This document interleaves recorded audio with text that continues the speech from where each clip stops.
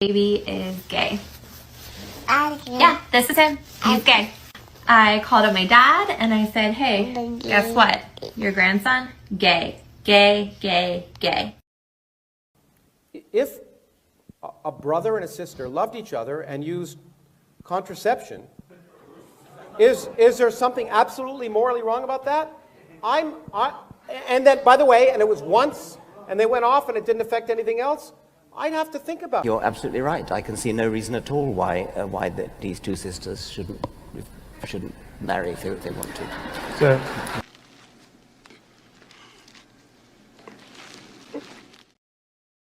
Information, but anyway, I've only had like one sexual partner in the last year, so I don't think I have to worry about that because I'm fairly certain that they're not sleeping with anyone else because it's my dog. I'll make it clear. You can write this down. I want to fuck a woman as a horse. None of this is a secret. To be clear, many jokes have been made about this, but I stand by it. My moral principles are rock solid. My feet are firmly planted in the ground. I've got my boots up. They're planted firmly. You cannot move me from my position. This isn't a secret. Let's talk to a therapist. Well, why do you want to be the horse, Vosh? Because then I'd have a giant dick. Okay, couldn't you have a big dick the other way? Well, yeah, I could. I could have a big dick hypothetically in any variety of scenarios, but then it wouldn't really be a horse dick. Well, you could be a human with a horse dick. Yes, but then I wouldn't have that powerful stallion energy using it. There you go. That's it. That's the whole thing. Are we all here?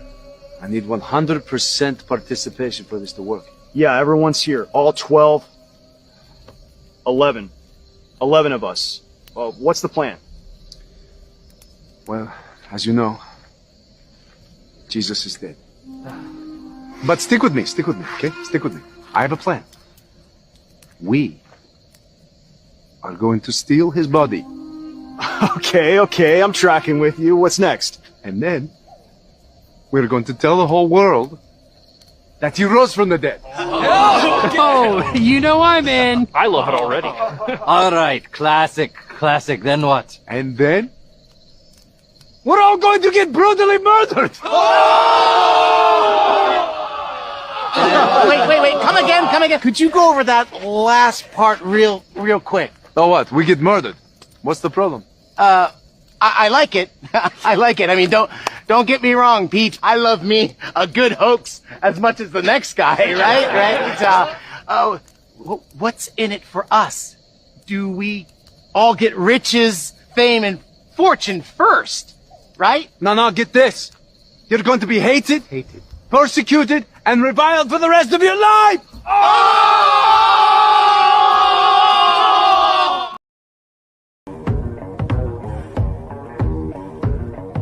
Start with a virus, import it into America, talk about it non-stop, call some governors, not them, that's your guys, put patients into nursing homes, kill thousands, blame the president, keep blaming, blame some more, lock down small business, kill the economy, push mail-in voting, stoke a race war, call for riots, pick a candidate, no, not her, yeah, that's more like it, lock him in his basement.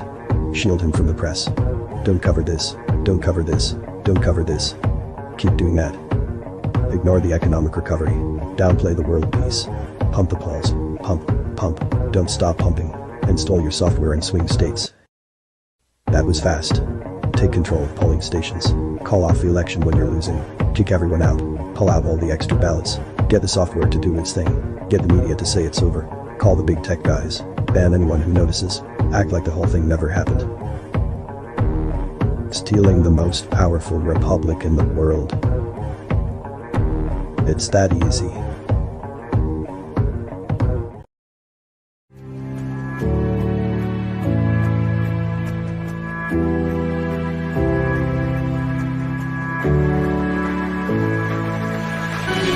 So where did all this energy in space come from?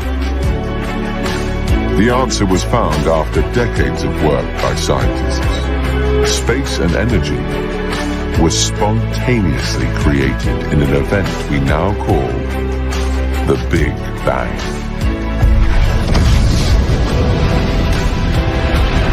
At the moment of the Big Bang, An entire universe full of energy came into existence, and with it, space. It all inflated, just like a balloon being blown up.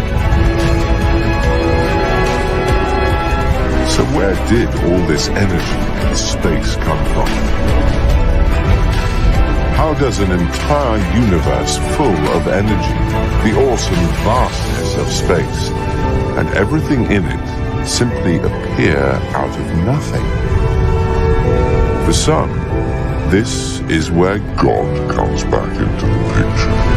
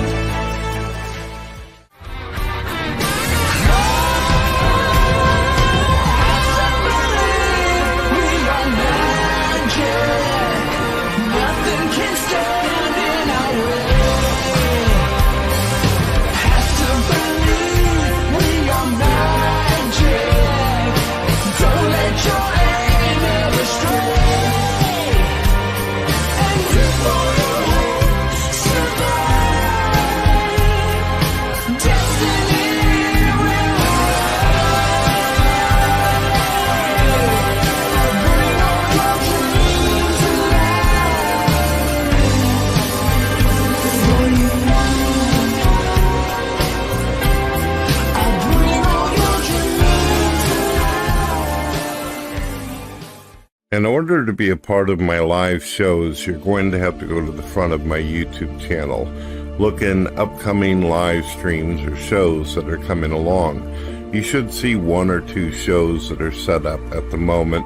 Sometimes there will be 3 or 4. Once you see that, you click on the show that you want to be a part of, look at the date and time on it. Once you click, you're going to see the broadcast window with the show. And it's going to have a notification, the date and time, and if you look over in the comments, you're going to see the public link. Now, if you click the public link, you're going to enter into the show, and it's going to ask you to set up your microphone and webcam. Now, you don't have to use your webcam. You can simply click the button that has a camera icon, turn it off, and make sure you mute your microphone when you do come on the show so you're not bringing reverb and feedback and noise effects on other people while they're chatting. It's the considerate thing to do. Also, if you want to support my work, my content, you can do so by going into the links in my description and using Cash App, PayPal, or you can buy some t-shirts or many products I have in my merchandise store. I use Rumble video sharing. That's where myself as well as many friends hang out. We upload videos, and we also do copies of my live streams that go to YouTube as well as Rumble. Unfortunately, YouTube gives us a lot of trouble, and we have to sometimes edit our videos and our shows and all that, but the full versions can always be found on Rumble as well as my radio station. In case in the future YouTube were to remove me as well as many other YouTubers out there, you can find us on Rumble, and you'll also find me on my international radio station. And my radio is pretty cool. I have over 1,000 episodes, solo work, me talking about many different topics, as well as the live streams. Anything that I do on YouTube or on someone else's podcast or my own will always be found on the radio. First of all, Old Testament slavery was not race-based forced servitude. It was voluntary means of working off debt or keeping captives from mustering a rebellion. Secondly, slave trading is condemned in the Bible, both in the Old and the New Testaments. Thirdly, the Bible teaches that all men are made in the image of God. Slave and master are equally human, protected, and one in Christ. That's throughout both Old and New Testaments. Fourthly, Jesus came to set the captives free. And fifth, the Bible's main goal is spiritual redemption, not social reform. The Old Testament was not ideal. It was forward-looking to a better testament, which is the New. 10 benefits of slavery. Cheap labor. Slavery provided a large, low-cost workforce that could be utilized to perform various tasks, from agriculture to domestic work. Economic growth. Slavery contributed to the growth of economies by providing labor for businesses and industries, which in turn led to increased production and profits. Social order. The institution of slavery helped maintain the social order by keeping certain groups, such as African Americans, in a subservient position. Racial segregation. Slavery helped to perpetuate and reinforce the concept of race as a means of social categorization and division. Cultural preservation. Slavery allowed for the preservation of certain cultural practices and traditions that might have otherwise been lost or forgotten. Military strength. Slave labor was often used to build fortifications, ships, and other military infrastructure, contributing to the strength and success of certain nations. Agricultural advancements. Slavery was instrumental in the development of large-scale agriculture, which helped to feed growing populations and drive economic growth. Expansion of industry. Slavery provided a workforce for various industries, including textiles, mining, and construction, which contributed to the growth and development of these sectors. Development of infrastructure. Slave labor was used to build roads, bridges, and other infrastructure projects, which facilitated transportation and trade. Social control. Slavery was a means of social control, as it kept certain groups in a subordinate position and discouraged dissent or rebellion. Atheists cannot claim that slavery is objectively wrong because morality is a subjective concept, meaning that it is based on individual beliefs and values. In the absence of a deity or divine commandments, there is no universal, objective standard of morality that can be universally applied. However, if God exists, he would have the ability to establish moral standards that are universally applicable. This is because a deity is often believed to possess the authority, knowledge, and power to determine what is right and wrong. God's existence would provide a foundation for objective morality, as religious teachings often include moral principles and commandments that believers are expected to follow. In the context of slavery, if God exists, he could establish moral standards that would condemn slavery as an immoral practice.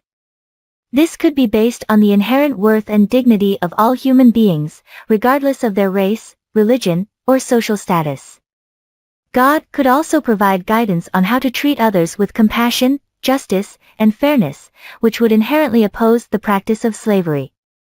However, this argument is contingent upon the existence of God and the acceptance of religious teachings as a source of moral guidance. Atheists, who do not believe in a deity or divine commandments, would not be bound by these moral standards and may have different perspectives on the morality of slavery.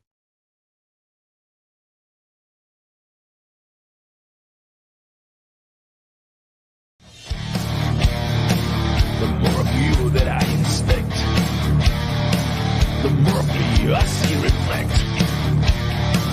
The more I try to read your lips, the more the mask you wear it rips. But when I seek out your voice, my ears overcome with noise.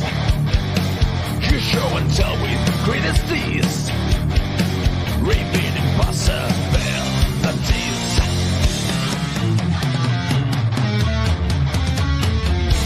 Engaged in crime, I grasp my throat, erase my mind, starts to smoke. For years, we've heard atheists go on about what happened 2,000 years ago in the New Testament and thousands of years ago before that in the Old Testament when it came to slavery biblically.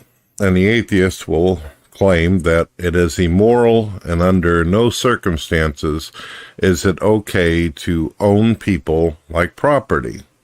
However, one thing that you've never seen in the entire 20 years of YouTube and Google being around is atheists actually acknowledging or making the confession that they've been involved in the slave trade all throughout history since the existence of mankind. Atheism and forced labor. In atheistic communist regimes, forced labor has often played a significant role in their economies, and this practice continues to this day. In Miramor, a non-theistic form of Buddhism called the Theravada school of Buddhism is prevalent. According to the International Labor Organization, about 800,000 people are subject to forced labor in Miramar. Now, this is a non-theistic religion. This is people who do not believe in God, and they have over 800,000 slaves. Slavery in atheist-controlled China. Let's take a look. China has the world's largest atheist population. China practices state atheism. East Asia contains about 25% of the world's population. China's population represents 20% of the people on Earth. Razib Khan points out in Discover magazine that most secular nations in the world are those of East Asia, in particular, what are often termed Confucian societies. It is likely, therefore, that the majority of the world's atheists are actually East Asian. Asian atheism and global atheism. The inaugural Global Slavery Index is published by the Australia-based Walk Free Foundation. According to the Global Slavery Index website, the Global Slavery Index estimates that on any given day in 2016, there were over 3.8 million people living in conditions of modern slavery in China, a prevalence of 2.8 victims for every 1,000 people in the country. This estimate does not include figures on organ trafficking. A portion of these individuals may be in forced labor conditions due to the Chinese Communist government having many political descendants and a significant amount of religious persecution. But taken in absolute terms, global powers such as China and Russia were near the top of the list of countries with the largest total of people living in slavery. The index said the figure of China includes the forced labor of men, women, and children in many parts of the economy, including domestic servitude and forced begging, the sexual exploitation of women and children, and forced marriage. Desecularization in China is partly occurring due to its association with equality, individual freedom, and democracy. Slavery in communist North Korea. North Korea practices state atheism, and belief in God is actively discouraged. Open Doors, an organization based in the United States, has put North Korea at the very top of its list of countries where Christians face significant persecution for 12 years in a row. According to the Global Slavery Index website, the newly released 2018 Global Slavery Index names North Korea and Eritrea as the two nations with the world's highest rates of modern slavery, emphasizing how conflict and government repression contribute to the crime. A portion of these individuals may be forced labor conditions due to the North Korean Communist government having many political descendants and significant amount of religious persecution.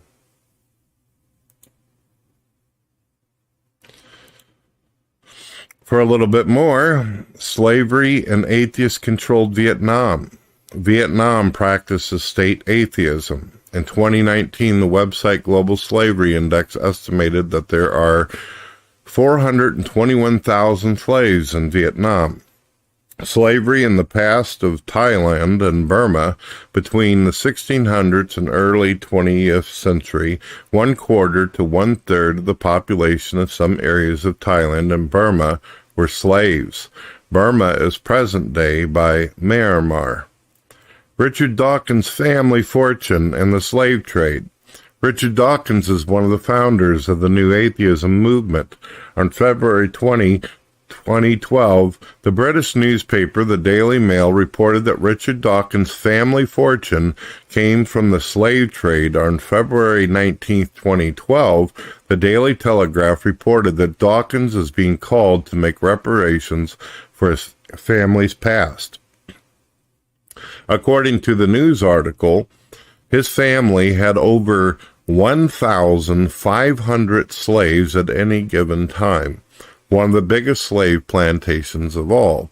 And as many of you know, Richard Dawkins spent a lot of time debating against Christians, claiming that slavery is immoral and anyone that partakes in it is evil. Therefore, he condemned his entire family and his entire existence. Richard Dawkins' entire fortune and all the money that he has was granted to him through inheritance by his family's slavery ways. Interesting, huh? Ancestors of secularist campaigner Richard Dawkins made their fortune from the slave trade, it has been revealed. The outspoken atheist who once branded the Catholic Church evil is the direct descendant of Henry Dawkins, who owned 1,013 slaves in Jamaica until he died in 1744. His 400-acre family estate over Norton Park near Chipton Norton, Oxfordshire, is believed to have been bought with the money made through slave ownership hundreds of years ago.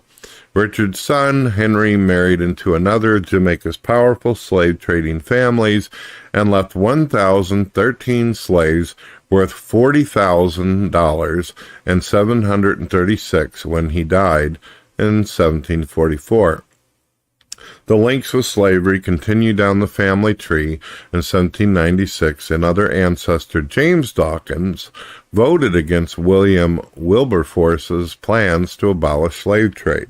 So when they were trying to abolish slavery, atheists, like Richard Dawkins' family, were against it. And now Richard Dawkins is being sued by his government for reparations to pay back all the lives that were ruined and impacted due to his family's slave trade.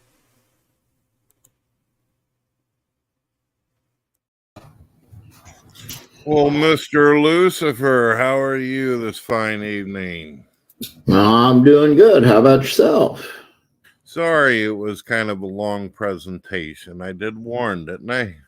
Yes, you did, and that's not a problem at all. And I was able to get a few things pulled up and take care of a few things. I'm actually kind of appreciative of it. All right. So how you been today? Well, been pretty good. Got a few minor things done around and had a nice dinner. So in a little while, we're supposed to be having the coveted Kent Hovind come in, and he's going to talk about his worldview and views whenever it comes to slavery in the Bible, as well as modern-day slavery. As you probably realize, Mr. Lucifer, over in Africa, which I should have probably ended up talking about that a bit, but they still have slavery going on over there. And in the Middle East, too, and in Burma. And Myanmar and Burma and whatnot. Their slavery exists in many countries around the world. Actually, a lot of people would be surprised on how far slavery still exists in this world. It's really big in parts of the Middle East. ISIS and many similar Muslim cultures and organizations still promote slavery in the caliphates, and they will take American women as slaves and force them into Islamic marriages and what have you. And some manage to break free, and some end up spending the rest of their lives there. So why do you think it is? I mean, you and I, we hang out on social media, Twitter, and all these sites, and we notice that a lot of people are expecting reparations in America for slavery, but nobody ever mentions slavery anywhere else that's going on right now. The whole notion of reparations is honestly completely idiotic. No one's going to get reparations, and reparations shouldn't be expected. I mean, if we were to be completely honest about the situation with the whole notion of reparations and whatnot, we would be honestly saying that white people should have been given reparations for the Barbary slave trade when we were being taken as slaves in North Africa and along the Barbary coastlines.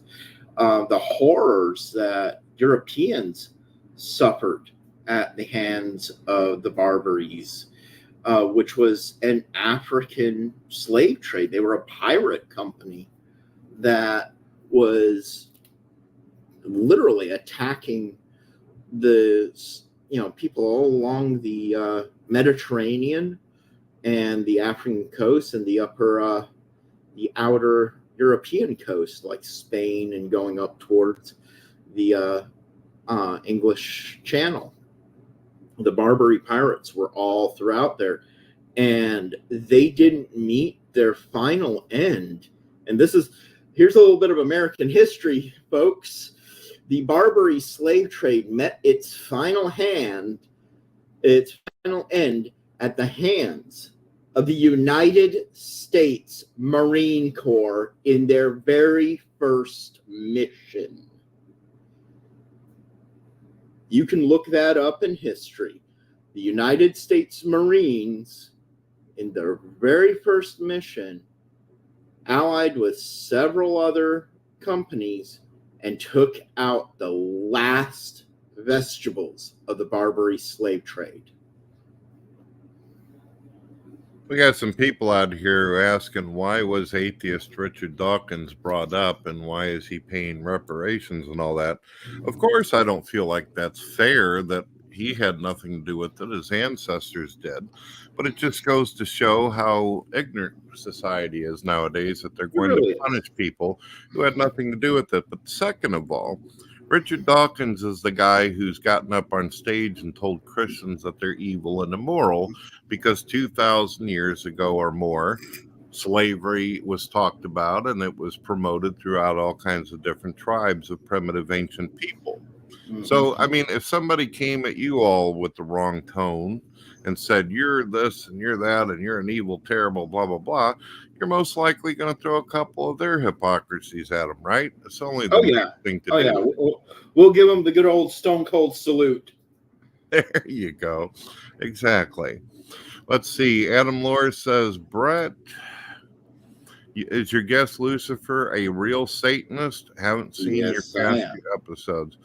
Well, Adam, you want to come in and talk to him? Adam's a good guy. He actually's had enough. Yes, I am a real Satanist before. You want to tell folks a little bit about yourself? I know that your audience already knows. But... Yeah, I'm the founder and head of the Satanic Thulian Society. We are a theistic LaVeyan organization. We find our roots in the writings of Anton LaVey and continued on into many of the writings of Michael Aquino, and we have our own literature as well. We were founded as an organization officially in 2020 on September 29th. October 29th. Why did I say September? I'm thinking of when Michael Aquino passed away. We were founded on October 29th, which was exactly 23 years to the day of Anton LaVey's passing. Yeah, this is our, trying to navigate my camera here. This is our sigil. We call it the Trap Bath. You'll find that it's a little bit different from most other sigils of the Baphomet that you'll see Satanists wearing or throwing around and whatnot. This one in particular, Brett, is the same sigil that you will actually find on our official documentation. You know, this is our actual seal that we put on our official documentation. Before we get too far ahead and Kent comes in and the conversation goes all of its different places, I want to let people know that yesterday I did a show with TTOR, and tomorrow I'm going to be doing another show where our friend Lucifer is going to be hosting. Would you like to give them a taste of what the show is going to be about tomorrow? It's very nutritional, am I right? Yes, it is. The show will be on my channel, folks, so you can actually, I'm pretty sure Brett will put a link to my channel somewhere down below or wherever he wants to put it. You can go to my channel and you can find me on Facebook. You might even be able to see the show on some of Brett's channels, but please come over to my channel, give me some views. We're going to have some very unique guests tomorrow, and we are going to be talking about a rarely spoken about subject in Satanism, and that is National Socialism in Satanism. Generally speaking, I try to stay away from the political topics, but this is something that can't be glazed over anymore. We're going to have some very unique guests. We're going to have STS members. This is actual members of my organization who will be coming onto the show, and these members come from a National Socialist background. A number of us in STS do have this sort of background.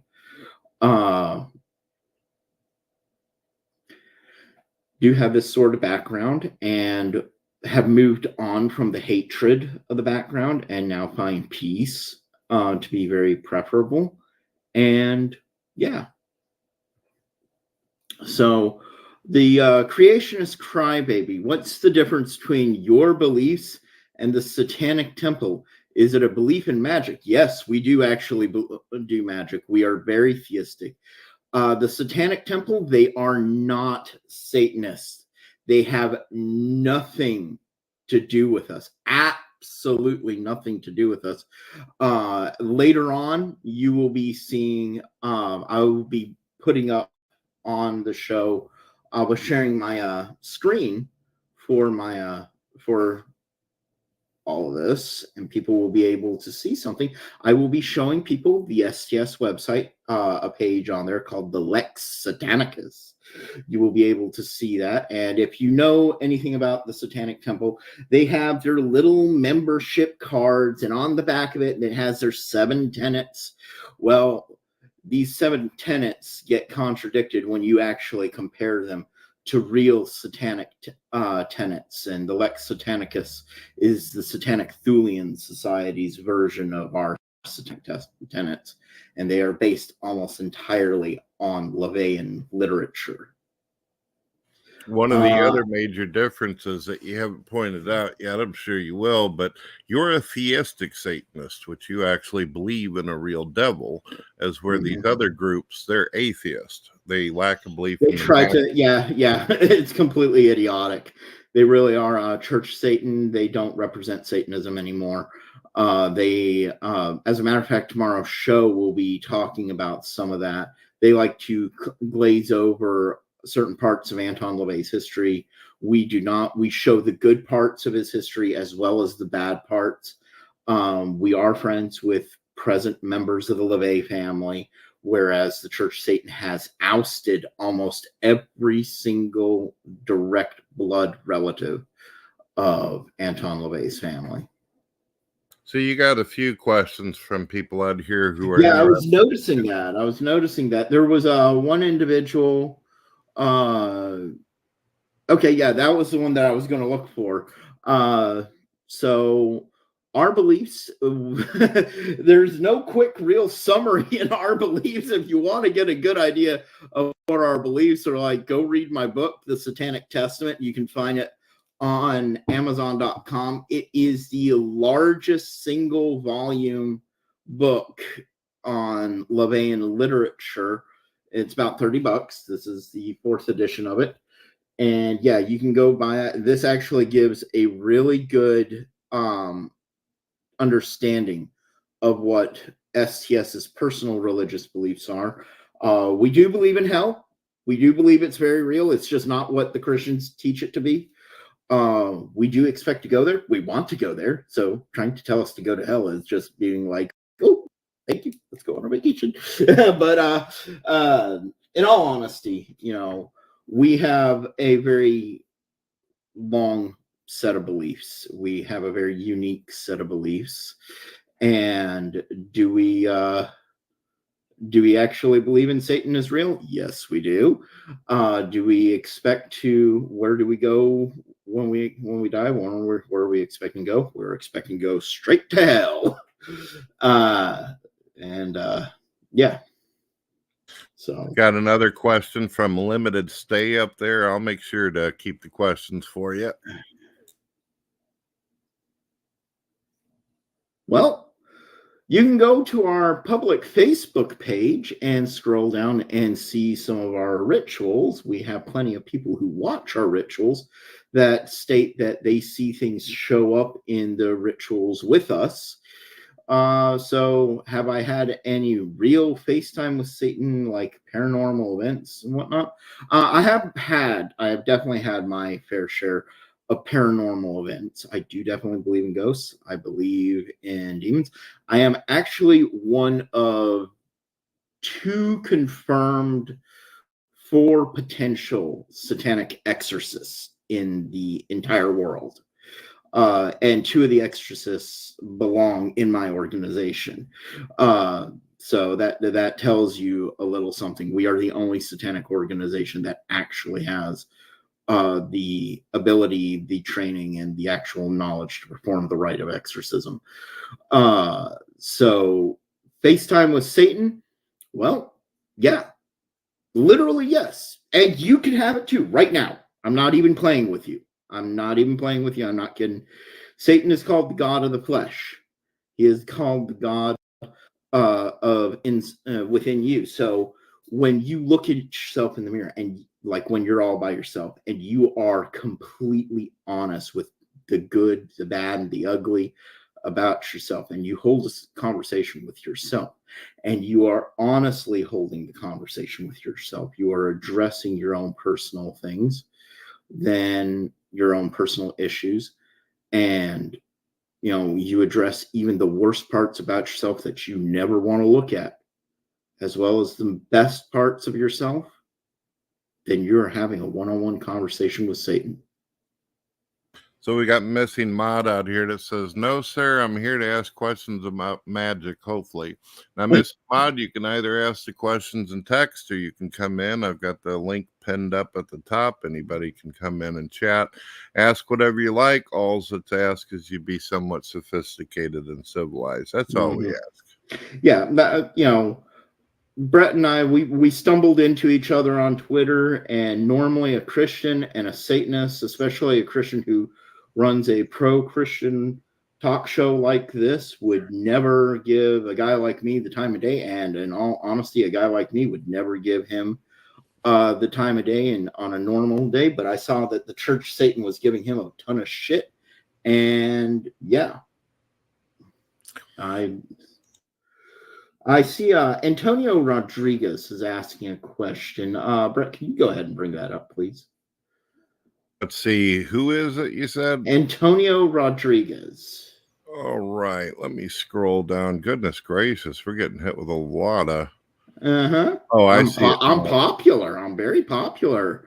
All right. Yes, you are. To Lucifer, is your last name a Satanist one? Another question. Is Cthulhu and Satan some type of relationship together to be in Satanism? I like this question because one of the other organizations that I run is the official cult of Cthulhu, which is officially recognized by the August Daedalus Society and supported, and we are the only officially recognized, and I mean officially recognized by the people who actually control and run the very Cthulhu mythos itself, that is the August Daedalus Society. We are the only official recognized religious expression of the writings of H.P. Lovecraft. And yes, there is Cthulhu is actually one of the final incarnations of Satan that he will take. And I will open up my book and show people a little something in my book. Just give me 1 second here.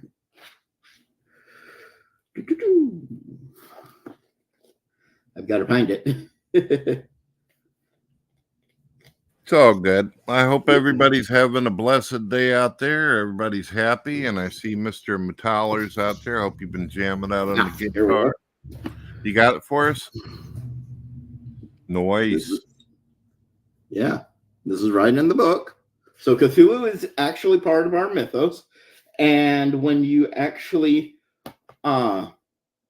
read the Satanic Bible, when you read the Satanic Rituals by Anton LaVey, which is the companion to the Satanic Bible, you will actually take note that there is Cthulian references in there, especially in the Satanic Rituals. We have several Satanic Cthulhu rituals. No, there's nothing humanism about Satanism. Anton LaVey shoots that right down in the Satanic Bible. He definitely shoots that down. But going back to the Cthulianism really quickly before we continue, you will see in this book, if it'll show. I don't like showing. Yeah. It keeps disappearing on us. No. There. I keep on forgetting that the computer monitor is not where I should be showing things. I need to turn just to the side and show it to my phone. So yes, you can. There. Buy my book if my ghosting self will ever. There. Buy my book. There. I promoted shamelessly my book. One more question. Well, we had some people out there that were wondering about magic. I guess while we're waiting on them, you had said something on our prior episode that you'd actually been involved in exorcisms. And I found that interesting because usually you get this idea. Obviously, the movies portray it as the priest goes in, the little girl's flopping around and puking. Now, since you're on the side of Satan, why are you having to deal with demons for it? It seemed like they'd hang out with you and not be bad about it. Well, demons are not the only things that possess people. They're not the only ones out there. Ghosts can possess people too, and angelics. People might be surprised to hear that angels can actually possess people, but I'm going to remind the Christians out there to keep an open mind, because Satan is not a demon. Satan is a fallen angel, as is 1/3 of the heavenly host. What is a demon? Most people have a complete wrong understanding of what a demon is. A demon, when we look in the actual literature and lore, a demon, they call them unclean spirits, but they're actually nature spirits. They're natural spirits in nature. They've never been human. These are like animals. And, when they're out there, the first written reference to a demon is in the story of Gilgamesh. And it was a demon with intestines for a face. And this demon was living in a woods. It wasn't bothering anyone. It was guarding the woods. And Gilgamesh in the story just said, oh, I'm just going to up and go kill this demon. Yeah. Cone Club, Nephilim are something different. They do factor in, but they are definitely something different. They would factor in more with the legends of giants and the Anunnaki and that sort of thing. Because you say that Satan is a fallen angel, which is actually biblical, do you believe that these, although they come in a spirit form, since they can possess humans, they can technically impregnate a woman? Yeah. Well, it's said within the very scriptures, and this is in numerous different scriptures, that deities of all kinds, demigods, deities, can definitely impregnate people. And these would be all the same thing. You know, you look in Greek mythology, how many human women did Zeus impregnate? I mean, think about that. Poseidon, he raped Medusa in, what was it, Aphrodite's temple? So yeah, there's all sorts of references there. Looks like we got Mr. Kent Hovind here with us. How are you doing? Can you even hear us? He's probably saying to himself, I heard some mumbling from that Brett Keane character. I think I'll just go right back to sleep. Yes, what? Testing, 1, 2, 3. 1, 2, 3. 1, 2, 3. Hello, hello, Yeah, hello. we can hear you. Testing, You're 1, 2, coming 3. through. Okay. Can you hear us? 16. Kent, are you able to hear us, man?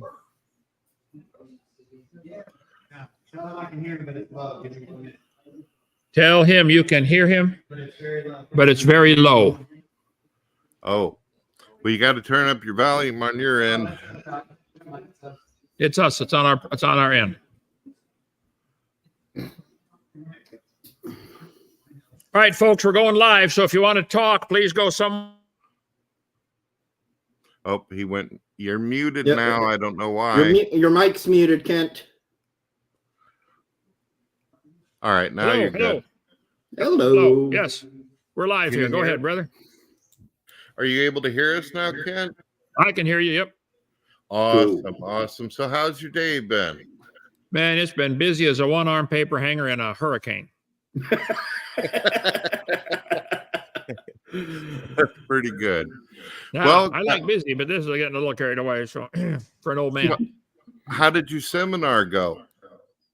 Good. Every Friday night on my channel, I got a whole bunch of channels. Let's see, I can call them all up here for you. We're on, let's see, TikTok, Brighton, Rumble, Facebook, Odyssey. They're all listed on drdino.com. I'm every Friday night, I'm doing another slice of my old seminar that I did many years ago on the creation seminar. The part 1 was called The Age of the Earth, how to prove the Earth is not billions of years old. And so with that, we taking each one of the different proofs and doing a whole program on it. Tonight was the Earth's magnetic field. So they can go to Genesis Baptist Church channel, or and that's Genesis Baptist Church on YouTube, and any of these channels that are on my screen here. And you can watch every Friday night. We cover that kind of stuff. Every Wednesday night, we do Whack an Atheist. Love it. We take real science, which means knowledge, and try to knock some sense into them. There's no evidence at all for evolution. It's the dumbest and most dangerous religion in the history of humanity. Okay. Anyway, I'm having a good time. Go ahead. Well, Kent, let me introduce you. This is Mr. I call him Lou. You go ahead and tell him a little bit about yourself, and then Kent, tell people about yourself. Hi, Kent. Hello, hello. Lucifer, wow. Lucifer LeGivorden. Okay. Well, we're supposed to meet next week, so we're meeting a little early. Well, next week is something else, isn't it? I think I got you on my schedule for next week. Yeah, you guys will be discussing next week is evolution. actually when we're going to be actually having our little conversation. This is all sort of last minute, but it's all cool.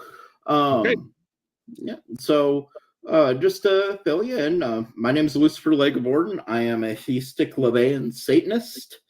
That means I work for the other guy. And No, I am not an atheist. So, yeah. Okay. Well, So- Lucifer, I read the last chapter. You lose. So next In Gotta this get on- one, in this Get one, on- we have a chapter that says we don't care. I believe you. I'm sure you don't care yet. Okay. All right. Anyway, so Brett, you said you wanted to talk about slavery tonight, right?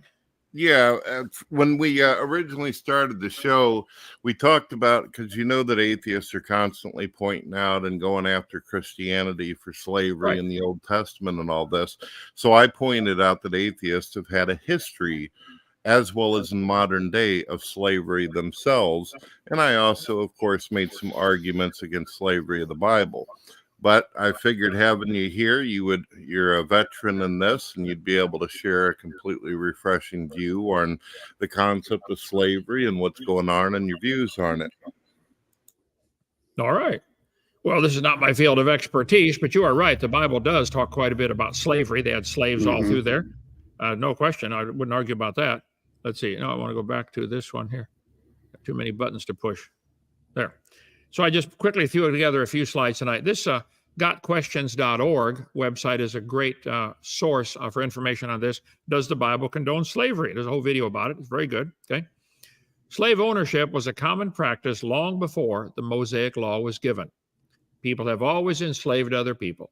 Ever since God told Adam, you sinned, now you got to work for a living. People have tried to get out of that curse put on humanity, having to work for a living.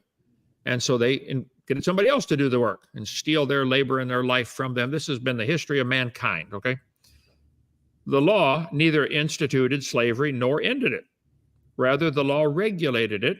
It gave instructions on how slaves should be treated, but did not outlaw slavery altogether. Hebrews with Hebrew slaves. The law allowed for Hebrew men and women to sell themselves into slavery if they wanted to another Hebrew. Maybe you're broke, you can't pay your bills, so you go say, look, I'll be your slave, but only for 7 years. Then you have to go free. This was a similar practice in ancient Roman times. Similar practice in what? Ancient Rome. Yeah, a lot of countries have done this, right? Okay. The arrangement amounted to what we might call indentured servanthood, and the slaves were to be treated well. The Bible says, don't make them work as slaves. This is not KJV. They're to be treated as hired workers or temporary residents, according to Leviticus 25. The law specified that when you release them, don't send them away empty-handed. Give them liberally from your flock. Give them something to get started with their own business, okay? So the freed slave have the option of staying. If he came and said, I want to be your slave for life, I like it here, I like my job, they would give him a pierced ear, poke a hole in his ear, and he was now an indentured servant for life. The seeds of emancipation of slaves are in the Bible, teaches that all men are created by God and made in his image, and condemns those who kidnap and sell a person, Exodus 21, and which shows that a slave can truly be a brother in the Lord. So I think you'll find the slavery in the Bible is quite different than what almost all other countries do, okay? It's a whole lot worse in like you said, ancient Rome, and you'd be right. Some criticize the Bible because it did not demand an immediate overthrow of every ingrained, centuries-old sinful custom of the day. Warren Wiersbe pointed out, the Lord chooses to change people and society gradually through the ministry of the Holy Spirit and the proclamation of the truth of the Word of God. As of 2021, 50 million people worldwide are enslaved right now in the world, with women and children being disproportionately vulnerable. Modern slavery occurs in almost every country of the world and cuts across ethnic, cultural, and religious lines. More than half of all forced labor and a quarter of all forced marriages can be found in upper middle income or high income countries. Most cases of forced labor, 86%, are found in the private sector. State-imposed forced labor takes many forms: abuse of conscription, compulsory prison labor, or a means of racial, social, national, religious discrimination. 5.4 million children worldwide live in orphanages and other institutions. The number of people subjected to forced labor or marriage or trafficking has grown substantially since 2016, and mostly in rich countries. As of February 2024, that would be tomorrow, there are 2 million people incarcerated in the United States. Is that slavery? 500% increase over the last 40 years. Drug offenses still account for 400,000 people's incarceration. United States has by far the largest prison system in the world. Okay, 20% of all the prisoners in the world are in America. I wrote a book on the topic, The Kennel, about the prison system in America. I was in for 9 years and did not commit a crime. But the prison system is a money-making racket. Judges, congressmen, police are allowed to own stock in the prison system. So the longer they lock you up and the more people they lock up, the more profit they get on their secondary investment. Is this slavery? Well, I was in it for 9 years. Yeah, it's slavery. I didn't want to be there, but I was.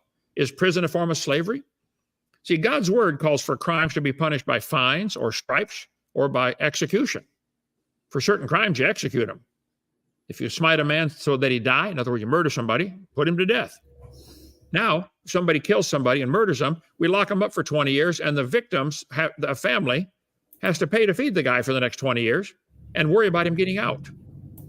It's much better. God's word, I think, is good. So anyway, if you don't pay your child support payments, they can put you in jail. If you don't pay your traffic fines, they can put you in jail. Is that slavery? I think so. So anyway, that's all I had time to get ready for, Brett. I think those were excellent points, Kent. Very excellent. A lot of the things that, especially with the migrants that are coming over, they're going to be expected to be paid low wage and basically be put out in all kinds of scenarios like what you point out. I can see the correlation, but if you think about it, being put in prison or jail is a lot worse because you can get hurt and killed in that. Not normally are you going to have riots on a plantation or something of that kind of scenario. I've often wondered, Kent, and I'll put one more thing out there and then you guys go at it. The entire second book of the Bible, Exodus, is about God freeing over 400,000 slaves and sending a man to do that. How is it that atheists miss this? This is the entire second book of the Bible. And what happens to the slave owner? Anybody remember? What happens to the Pharaoh? Pharaoh? He went swimming. That's a beautiful way to put it. I agree. I'm going to point something out here, and I believe it is in Exodus as well. So it's the same book of the Bible. I was just looking for it, and I can't find the section. I have a number of little things brought up here that we can take a look at, but maybe you guys can actually help me. Kent, you might actually know the verse. It is a verse in Exodus where God tells the Hebrews, Moses' crew, that the cities that they take over, like when they conquer a city, they can take slaves there, sell them, keep them, do whatever they want with them. Could somebody please point that part out in the Bible? Because I'm actually having a dickens of time finding the verse. Well, and I found it earlier today. Yeah, the Bible search program. I'd have to know some of the words in the search program I have, more specifically than just slavery. But yeah, there were times in the Bible where God said, when you go into this nation, into this city and conquer them, kill everybody, man, woman, child, animals, kill them all. Yeah. Right? That's because they were involved in sexual practices that made them contagious, just like a doctor saying, take this antibiotic to kill every single baby bacteria, even the little baby ones that didn't do anything wrong. You got to kill them all. It would have been best for humanity to wipe out. I mean, if one certain disease was discovered, let's say, I won't name one, but if there was a disease that kills people, and there's several of those, and we find out it's generally sexually transmitted through either homosexuality or bestiality, and if when we found out, wow, there's 10 people that got this disease, would it be better for humanity to have them be executed than to let that spread to a whole world where now tens of thousands or millions get it? God in his wisdom said, execute the whole city. How's that? Well, perfect example. I'm going to say, how do we know that there was an STD there? It would, well, with the Mennonites, that was one of the groups that a lot of atheists bring up. The Mennonites had a plague and they were dragging it through the land and all that. And God actually said to get rid of them all. Now, Moses even told his soldiers, but some of them didn't listen to Moses and they actually tried to keep captives and they were punished for that. Well, do they punish when there's a virus going around the country or there's some kind of epidemic going around? Well, see, this is Do they this punish verse you that for not I'm wearing a referring mask? to. It wasn't just for one city. It wasn't mentioning any viruses. It wasn't mentioning any illnesses. It wasn't for any other reason than if the Jews conquered the city, if they conquered it, and they could take the city for themselves and enslave the populace. Yeah, I'd have to. I don't know the passage, but as I mentioned in my opening, the Bible certainly does say that God did not try to change it all at once, but He did give enough rules about how to treat your slaves. It certainly did. Even I've been finding them, and some of it seems pretty logical.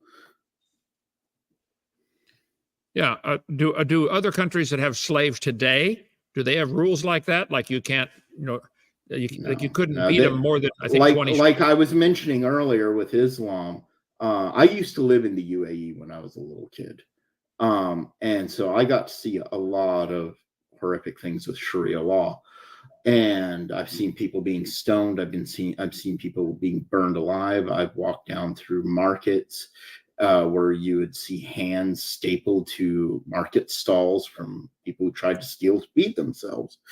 So I've seen a lot of horrible things. I've actually had 2 women stoned to death less than 5 feet away from me. And yeah, that's something that just sticks with you. And yes, there is definitely slaves in Islam. And no, they are not treated well. The women, they have to wear burqas. You can't tell whether they're actually Islamic or Western when they get taken. And they will do all sorts of horrible things to them. Well, let me ask you this then. Do you spend any time debating against the Muslims or just the Christians? I try to stay out of debates for the most part. I have been trying to stay out of debates for a number of years. It's only recently that I've been, within the past few weeks, that I've actually been able to start live streaming. And it's actually thanks to Brett that he showed me and gave me the programming, the software that I can actually live stream like this, like I do, like you guys are doing, like we're doing right now. Before I'd only live stream monthly high masses on Facebook. So. Well, you kind of did not answer my question. Are you concerned then about what's happening in Islamic countries, and are you going to spend any of your time trying to stop their kind of slavery? Not my business. But it is your business to pick on Christianity? I don't pick on Christians. Oh, okay. Yeah. Literally, there's a common misconception, and let me kind of blow you out of the water, Kent. Whew. All right. Are you ready for this? Tell me 5 things about modern Satanists that you have been led to believe.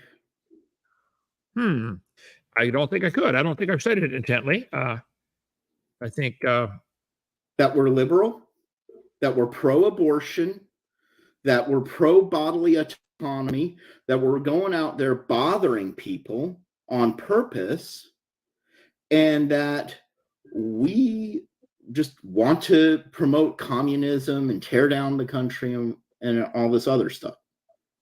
What if I was to tell you that the founder of modern Satanism, Anton Szandor LaVey, was a conservative, a registered Republican, anti-abortion, and pro-American family values? I would believe you. I don't know. I haven't studied him. I don't know. Doesn't matter to me. I never said you were. I never said you were any of those things. I don't know you. No. But that's usually the common misconception about Satanists. And I can completely understand that. Another one is that we're all atheists. And I'm not an atheist. My organization is not atheistic.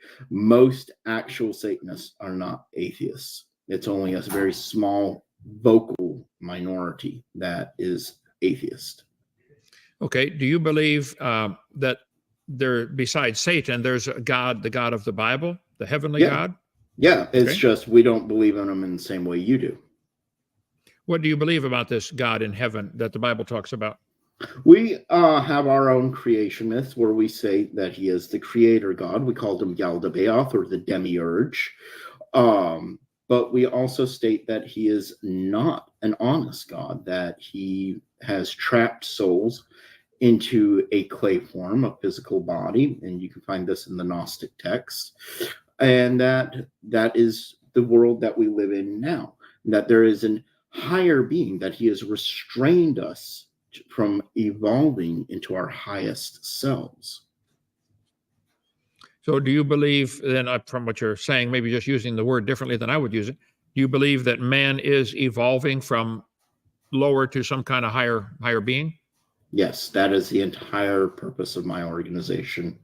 We definitely believe that, and that seems to be pretty much what most of Satanism, actual Satanism, has always been about.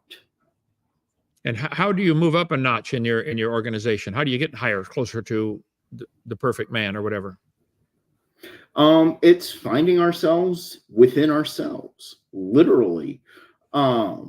We do believe in exterior gods and demons and deities and angels and all this other stuff, but we believe that in order to get to that stage, that we have to look inwardly and better ourselves in our daily lives, in the world around us, how we interact with other people, how we interact with people that we don't like versus how we interact with people that we do like, and learn from our mistakes. We literally preach responsibility to the responsible. We take responsibility for our actions and our inactions. So literally, the best way that we find to improve ourselves is to literally be a good person in general. We don't take shit from other people, but we try to be the best person that we can be as an individual. Okay, and where is your standard to determine what exactly is good or better or mistakes? Well, just like Christians and most other religions in the world, we have our own written scripture. I actually have one of my books right here. I was showing it earlier. Try to pull it away from the camera so people can see it. I've actually written the largest book on LaVey and Satanism around, next to Michael Aquino. That book right there is over 500 pages long. But, just simply paying attention to the 9 satanic statements, the 11 satanic rules of the earth, and the 9 satanic sins, those are a good ground basis for people to move on and to build upon. So. Well, you're aware that in the Bible, I think it says Satan came to Eve and said, Eve, if you do what I say, you can become like God. Is that what you're also still teaching, that same idea? No. Satan didn't come to Eve. That was a serpent. Okay, well. Where in Genesis does it say that Satan was the serpent? It doesn't. That's in a later book in the Bible. In Genesis, right. The Bible says all scripture is given by inspiration. You have to put them all together. No prophecy of the scriptures of any private interpretation. When you look at all the verses about Lucifer, it's pretty obvious that was him in the serpent. But you're right, it says the serpent. But yeah. Well, it's also a story of why snakes slither, because afterwards, God curses the serpent to go on its belly the rest of its life eating dirt. Right. It's not a curse to crawl on your belly if you're already crawling on your belly. So he either lost legs or hands or wings or maybe all three. We don't know. Yeah, well, snakes definitely had legs. I can actually get my ball python and show people the little burr barbs where their feet used to be. Those are used for mating. They got nothing to do with walking. But okay. Not anymore. They don't have anything to do with walking, but they're still there. Still used to be legs. You think they used to be legs? Well, okay, I think you're mistaken. They're part of the snake's mating operation. But, okay, so do you then believe students in public school should be taught your teaching about Lucifer? No. As your organization? No, I do not believe that Satanism, Christianity, or any religion whatsoever should be taught in schools. I believe children should be taught at home at the knee of the parent. My son is homeschooled, and I feel that that is where a child learns how to best grow, is at the knee of the parent, not at some impartial school teacher.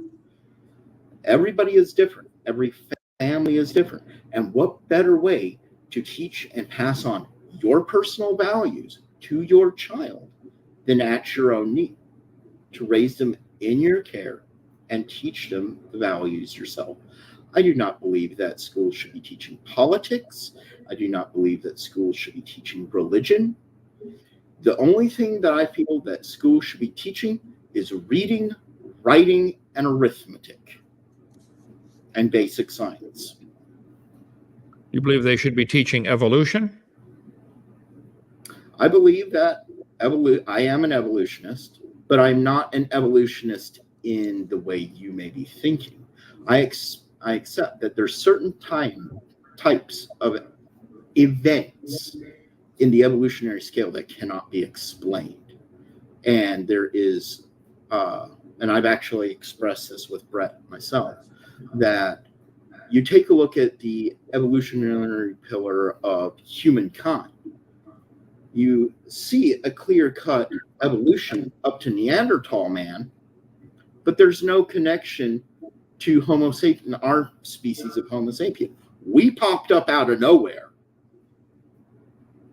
Where did that happen? We can track Neanderthal man back, but we can't track our branch of humanity. You mind if I ask you a question real quick?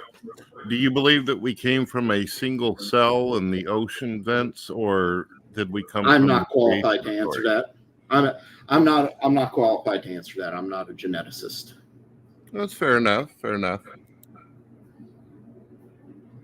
Okay, just put my Can I slides ask back you up. a question real quick, Kent?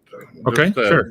Get back on the topic of slavery real quick. If Jesus says, "Do unto others as you want done unto you," then how can slavery fit into that? If we're treating others as we want to be treated. Well, I think the laws that he gave were for the nation. As far as individuals, I just did just a few minutes research on you, Lucifer, because somebody said we're debating next Friday or something, and so I'm curious to ask about this in a minute. But to answer Brett's question, there's kind of a difference between individual duties and national duties. Okay, it's not my job to stop the people for speeding on the highway. Okay, we should elect officials to do that, and so I think that would be kind of a tangled web to unweave here tonight. But my job is to love people. When I was in prison with people, I led 800 of them to the Lord, led Bible study, tried to help them. I taught algebra, I taught basic math. I tried to give them some kind of skill so when they got out, they'd have something they could make money with instead of, have to steal for a living. So I think I helped a lot of people, or tried to anyway. And so that was, but the prison's job was simply to keep us locked up. And my job was try to help people no matter where I am. And a whole bunch of the Bible is written from prison. I am curious about Mr. Lucifer here, though, when you get time for that. You want to hear about what part? I actually lost track of what you were asking me. Okay, well, I just read something quickly. I think it's on your website. You're sometimes known as Alexandru, Lucifer, Raven, Sloth, whatever. Accomplished warlock. Okay. Accomplished warlock, the founder of the Satanic Thulian Society. That seems to be resurrection of Adolf Hitler's society. No, the Thule Society from that people often associate with the Nazis is actually pre-Nazi Germany. They went belly up 10 years before the National Socialist German Workers' Party came into power. Okay. He's longstanding and known Satanist, occultist, and sorcerer. 30 years experience under his belt. He's an expert in numerous occult fields, one of the few Satanists to have actually performed real exorcism. So when you exorcise somebody, are you taking a demon out of them? I thought you wanted to put... Ironically, we were just talking about this before you came on. It's not always demons that are possessing people. Ghosts and even angelics can possess people. And I know you're probably going like, angelics? What? Well, if you think about it, what is Satan? What is the rebel host? They're fallen angels. They're still angelics. They're not demons. They're angelics. And if they can possess people, What's to stop the rest of the angelic hosts from also possessing when they need to or desire to? Okay. There's nothing. Then I guess this is from your website. Like I said, I had 30 seconds to get stuff together for next Friday. I've been a busy day here. After having a near-death experience involving a Great Dane when he was 7 or 8 years old, having been flatlined for 20 minutes, an encounter he still bears the scars from, he began studying religion ravenously. He would come to be classically trained as an Alexandrian witchcraft and achieved high priest status by the age of 18. So apparently when you were killed maybe by this Great Dane when you're 7 or 8 years old, it scared something out of you. I don't put that in my mouth, let alone in my hand. Okay. I was taught to believe Jesus loved me and would be safe if I was devoted to him, that Jesus and the angels would protect me. What I saw was the exact opposite. God and Jesus were beautiful tyrants, ruling over the naked souls of the devoted in a golden light. So this is apparently from a dream you had while you were flatlined.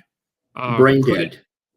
Brain dead. I was brain dead. So you're half 7 of or 8 my years brain old. Actually outside of my skull. Yeah. So you were brain dead at age 7 or 8, and you saw when you came back, you remembered seeing what you describe here. Is it possible? Is it possible that what you really saw was Lucifer, the bad guy? Or you think sure it was not possible? Okay. It was definitely not. And let me explain.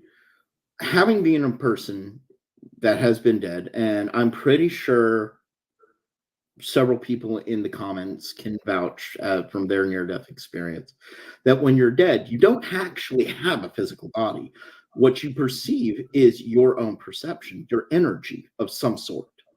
I'm not going to sit here and try to explain what that energy is. We call it the soul. We call it spiritual, ethereal energy, whatever. Your energy. You don't have any sort of physical body. So when you communicate with other ethereal beings, you're not using words. A lie, a deception is something that we do or utilize words to achieve.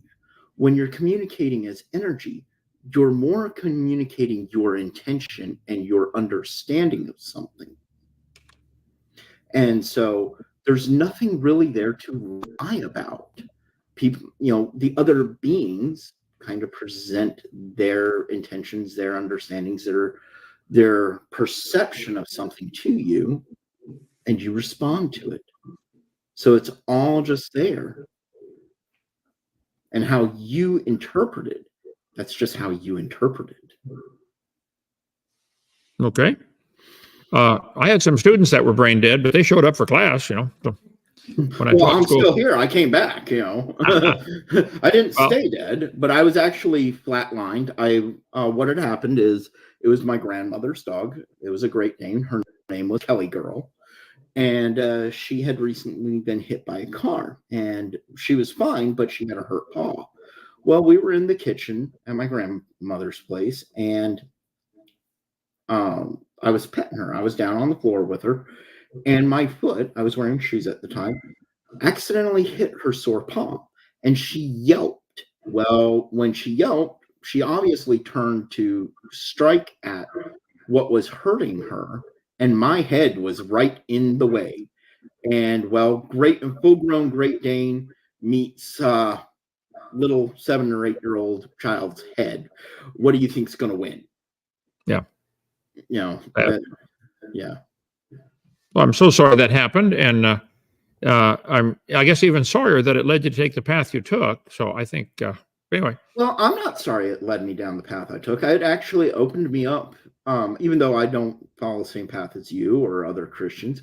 It opened me up to being open to studying all sorts of different religions. I studied Buddhism, Islam, Christianity. I was a very devout Christian. I would take myself to church 3 times a week. Before I lost my faith. And I was virtually a child minister. It was really crazy. And eventually, I discovered Wicca, and I started studying that. I started vibing with that. I was a member of the American branch of Green Forest Coven. Or no, not Green Forest, New Forest. which is the coven that was originally founded by Dr. Gerald Gardner. I was one of the later people's students, and yeah, that's how that happened. By the time I was 18 years old, I got my final confirmation to become a high priest, and I was a Wiccan after that for another 10 years before I started getting restless again. And I remembered an encounter I had had with the Church of Satan. And this was still before Anton LaVey had passed away. And it was actually a very pleasant encounter. I still didn't become a Satanist at that point. But I was in a bookstore one day and I saw the Satanic Bible. And I was like, you know what? Let's pick this up and take a look at it and see what it's about. So I picked it up. I read it. And I found that it was much like holding a mirror up to myself. And I was like, wow, I actually have been living this way all this time without thinking it. This is how I've always seen the world.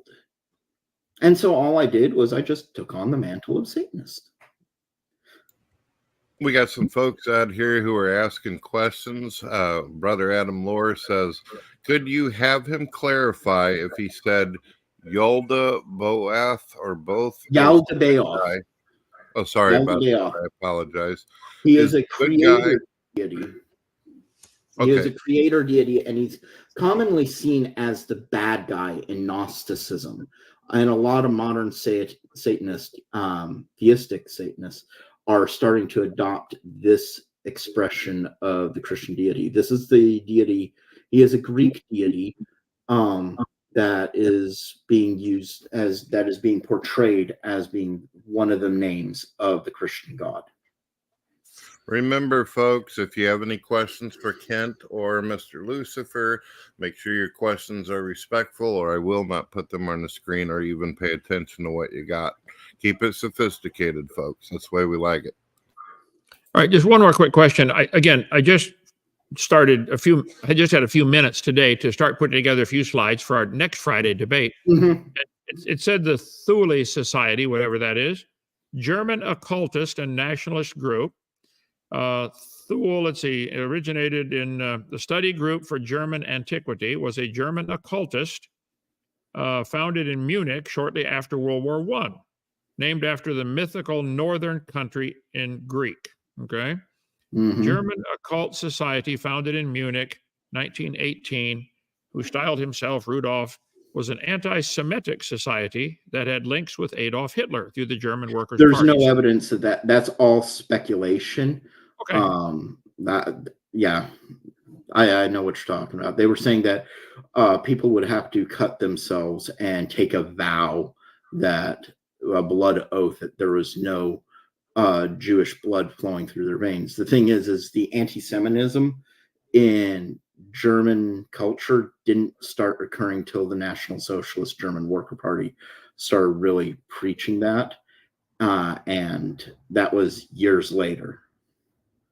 Okay. Are you, what's the word, anti-Semitic? Are you in favor of I am a former neo-Nazi, and I'm no longer a neo-Nazi. I'm a former neo-Nazi. I'm not anti-Semitic. I don't have those predilections at all. I'm not racist at all. People can actually go on our Facebook page and they can see rituals done here in my house. We just had a new moon ritual with one of our priests who came in, and he is of Latino culture. We have plenty of people. Our Florida grotto master, he is Native American, and if you didn't know him, you'd swear he was black.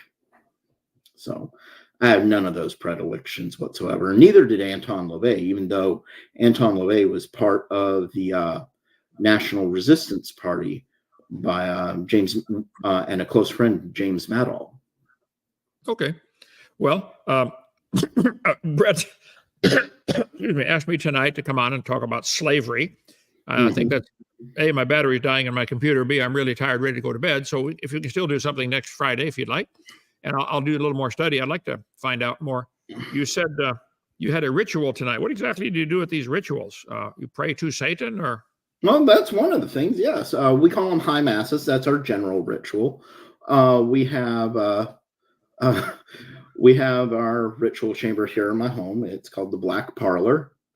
And yeah, that's basically what exactly we do. We do conjurations to lust, compassion, or destruction, as Anton LaVey taught them. And yeah, that's pretty much it. We host them at full moon and new moon. Well, Okay. Kent, we still have the show scheduled for next Friday about the evolution discussion. If you are tired and you need to get some sleep, I know you're a busy man. You've been working all day. You got to get out of here. I understand. And I'm sure we both appreciate you coming in. I think your points on slavery were great, and you really brought something to the table, as I knew you would. Well, just one last question. You take my slide down there, Joseph. The purpose of the discussion on slavery, from your perspective, Lucifer, is this to somehow mock the Bible, discredit the Bible, say, oh, the Bible? No, absolutely not. Satanism, real Satanism, LaVeyan Satanism, is pro-American, where we actually have laws. And Brett, if I could go ahead and pull up my screen, and I can actually show something. All right, sure. Mr. Kent, the reason why this conversation started, he didn't actually come in as an aggressor to basically defend atheists and their views on slavery. I actually did a show recently with a group called Talk Heathen, an atheist group, where they basically attacked the Bible and kept muting me on their show and shut me down. So I figured I'd take the opportunity to give them a little bit of a spiritual spanking, if you understand. That's why I opened the show. Yeah, the reason why I'm here is Brett was telling me earlier today that the Bible actually preaches against slavery. And I was like, no, I believe that there's verses in the Bible that actually are pro-slavery, and whatnot. I think we all kind of settled that discussion already and said, yeah, there's actually verses in the Bible that actually tell people it's okay to take slaves, but you've got to treat them in such way. I believe you actually pointed that out really well. Was that it doesn't promote the kind of slavery that you see on like TV shows of Roots, where they're whipping people and just brutalizing them. Actually, I would say it's more of the kind of slavery that was promoted in the show Rome, where it actually showed slaves that can buy their own freedom and work to become free, or put themselves deliberately in servitude to pay off debts. So before we go anywhere, one of the things I wanted to point out to people is what they're seeing on their screen right now is called the Lex Satanicus. This is the law of the Satanists. This is on our personal website, the Satanic Thulean Society. And if you go to Satanic Thulean Society, and there's an E right there, guys, that's my own misspelling. You can explore our website. You can also just type in Satanic Thulean Society into Google, and you'll find a listing for this right here. And we have a number of articles, and we have the Cloven Hoof, but this is the Lex Satanicus. This is the basic laws that most Satanists, consciously or unconsciously, actually practice. And we do have another article that goes into deeper detail. It's right here, an in-depth exploration, but I would just like to show people the brief responses to them. We believe that morality is a lie, that people try to twist morals by making them acceptable in their cultures in order to escape the wrongdoings and by making them social rights. We believe that the law of nature, lex talionis, as explained by Anton LaVey, is the Darwinian, the strong will dominate the weak. We believe in taking responsibility for our own actions and our own inactions. We believe that only a weak person would ever try to shirk that responsibility to someone else. That means that if we do something wrong, we accept the consequences of that wrongdoing.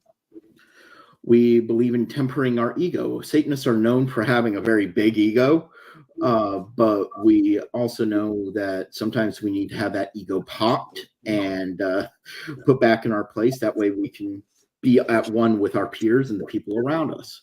We do not believe that bodily autonomy is a civil right. We believe that it is a privilege. We believe that bodily autonomy, and this actually comes to the point of slavery, that we believe that people who are strong enough to take care of themselves and prevent themselves from being dominated by other people are the rulers, and that slaves are the people who have been dominated by people stronger than them by one means or another. We believe walking in the world as a wolf in sheep's clothing, not letting people see us. A certain Anton LaVey said, "You wouldn't. The Satanist is not so easily recognized as such." We believe not in bothering people unless they bother us. That is our personal belief. We take pride in our own natural self. We don't promote people. We believe masculinity for men and femininity for women. We believe people should be accepting of who they are naturally without trying to change themselves. If you can be at peace with yourself as you are without trying to be something else, then you will be happy throughout your entire life. If you try to change that, then you will find yourself at odds with yourself constantly throughout your entire life, and you will be very insecure as time goes on. Hang on. Lucifer, before you read the whole list here, I'm awful tired. I'd like to take a few comments if there are some coming in or questions, and then we can do all this next Friday. Okay, not a problem, not a problem. I can read. I'm just going to stop sharing really quickly. Okay. There we go. All right, Brett, any important questions coming in people want answered, or let's quit and do this later? Yeah, let's take a look. So far, people are just kind of having a conversation between themselves about the different subjects and topics. I'll tell you what, folks, I'm going to give you 2 minutes. Throw out whatever questions you have, because as Kent has said, he is tired. What do you got for us? Bring it to the table. I would also encourage people who want to ask questions, don't ask me questions, ask Kent questions right now, because he does want to go. Now, you guys keep going after I'm gone, but yeah. Right. All right. So far it doesn't look like anything to write home to mama about. Somebody is saying, Kent, you need to get as far away from Brett as possible. Yep, totally wicked. Terrible person, for sure. Oh, you're talking about me. Oh, never mind. Yeah, never mind the devil worshiper. But people are always trying to tell me who I can have as friends and who I can't. And I say, well, you don't want him as a friend. Great. Jesus was a friend of publicans and sinners. I believe every one of my friends is a sinner. I'm happy. A guy called me this afternoon. I've said about, I believe you're once saved, always saved. I said, well, let me ask you a question. Have you sinned today? He said, well, I don't think so. I said, well, the Bible says we're supposed to go into all the world and preach the gospel to every creature. Did you do any of that? How many people did you witness to today? There's sins of commission and sins of omission. Maybe you didn't commit any sins, but you omitted doing what you should have done. He said, wow, you're right. Yeah. Well, I said, if you can lose your salvation, everybody would lose it every day. Good thing mine is stuck on what Jesus did. Anyway, okay. Well, thank you, Brett. And Lucifer, I'll be praying for you. It's not too late. I did read the last chapter, and your side loses, and I'd recommend you get on the winning team. Right. And I've read the second ending to that, and that's contained in the Vatican archives. And Lucifer wins? Yeah, there's actually, originally there was 2 endings, and then in the Council of Nicaea, one got chopped out. All right, we shall see. All right, thank you so much. Good night. Yep. See ya. Sweet dreams there, Kent. All right, let's do this. And where'd I go? Where are you, man? Still hear me? Yes, I can still hear you. Where are you? You left me alone here. Okay, sorry about that. He was obviously trying to figure out how to get out of the system. It's all good. Do you prefer the left side or the right side? Yes. Do you prefer to be on the left side of the screen or the right side? Oh, I always walk the left-hand path. All right. All right. So if anybody wants to join us, you can come in and be nice. Not in the mood for any kind of annoyance. If you plan on trolling me, make it entertaining. I get bored very easily. Oh, boy. Same goes for any STS members. If you want to jump in, you may. Yeah. Let's see what we got. Anybody want to come in, ask some questions, have a conversation, share what your views on slavery is and modern day, as well as what happened thousands of years ago? What you got for us, folks?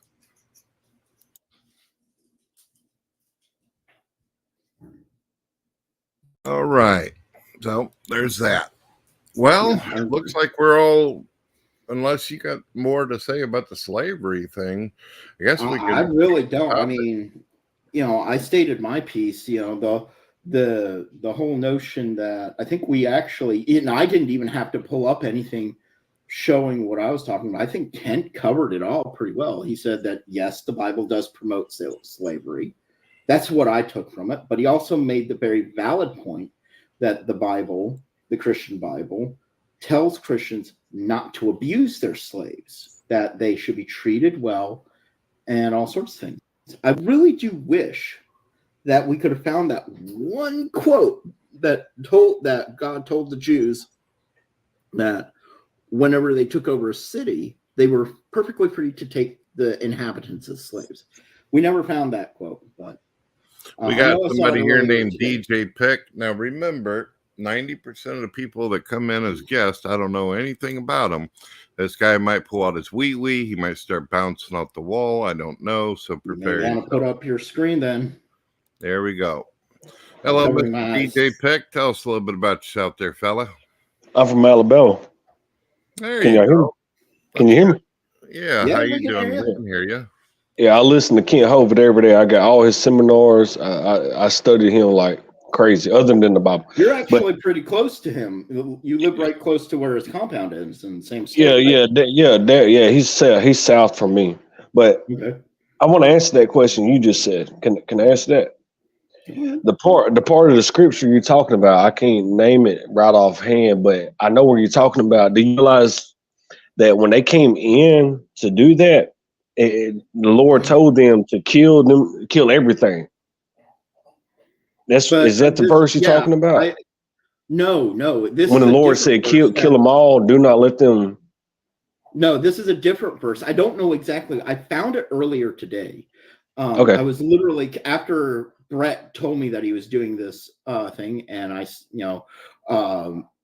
Brett, Daniel, and I, we were all talking on Twitter, and Daniel said he couldn't show up tonight, and I was like, you know what? I'll jump in. I'll be the devil's advocate in this, and I'll come on the other side and point it out, because Brett had said that the Bible did not promote slavery, and I was like, I don't agree with that. I think the Bible not in the way that the atheists represent it is what I meant by that. I should have clarified this. They make it appear as though Christians and Jews were just pounding on people and doing what they were doing down south type of deal. That's what I meant by that. Mm-hmm. So and one of the reasons why Brett brings me on sometimes in recent months is a lot of Satanists, because we get preached at by so many Christians, and we get attacked on the streets, and where people start trying to Bible thump to us, is we, as a general rule of thumb, especially priests like myself, become very well versed in Christian literature, so we can stand our ground toe to toe. And so, that's why I came in. I came in not as an atheist, not to say the exact opposite or anything like that. It was just to make sure things were being very clear on it. And I think Kent actually did a good job in clarifying that. He said nothing that I found opposing to in my research. Can I come back up? Go ahead. Sure. Okay, awesome. I'm sorry, I didn't mean to interrupt. I'm just asking. When I throw my hand up, I'm just asking. Can I ask you a question? Okay, you're a Satanist and you worship Lucifer, right? Okay. Have you ever read the book, The Epic of Gilgamesh? Yes, actually, I was mentioning that earlier, where the Epic of Gilgamesh is the first appearance of a demon in literature, and I forget exactly what his name is. I could probably Google it. I'm not going to worry about it. But he was a demon whose face was all intestines, and he lived in a forest. And he wasn't bothering anybody. He was actually there to guard the forest. And Gilgamesh, no provocation, no reason for it, other than he just wanted to, just said one day that he was going to go up and kill this demon. And he did. Unfortunately, it looks like Mr. DJ Pickman froze up. Oh, there he is. Did you get all that, DJ, about the forest demon and the testicle face? Yeah, I got all that. Not testicle face, intestine. Oh, innards. Goodness. Innards. I can't believe I just said that. I apologize. Can y'all still hear me? Yeah. Yes, we can hear you, but unfortunately, you're freezing up a little bit. If you have internet issues, it might be best to turn off your cam. That way, we could still hear your audio. Okay, is it working now? Yeah, you're good to go. Got any more questions for us? Can you hear me? Anything you want to bring up? I can hear you just fine. Oh, man.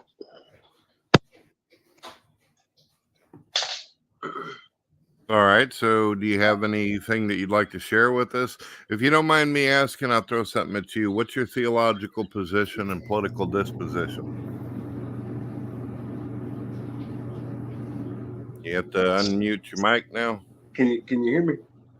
Yes. What's your theological position and political disposition?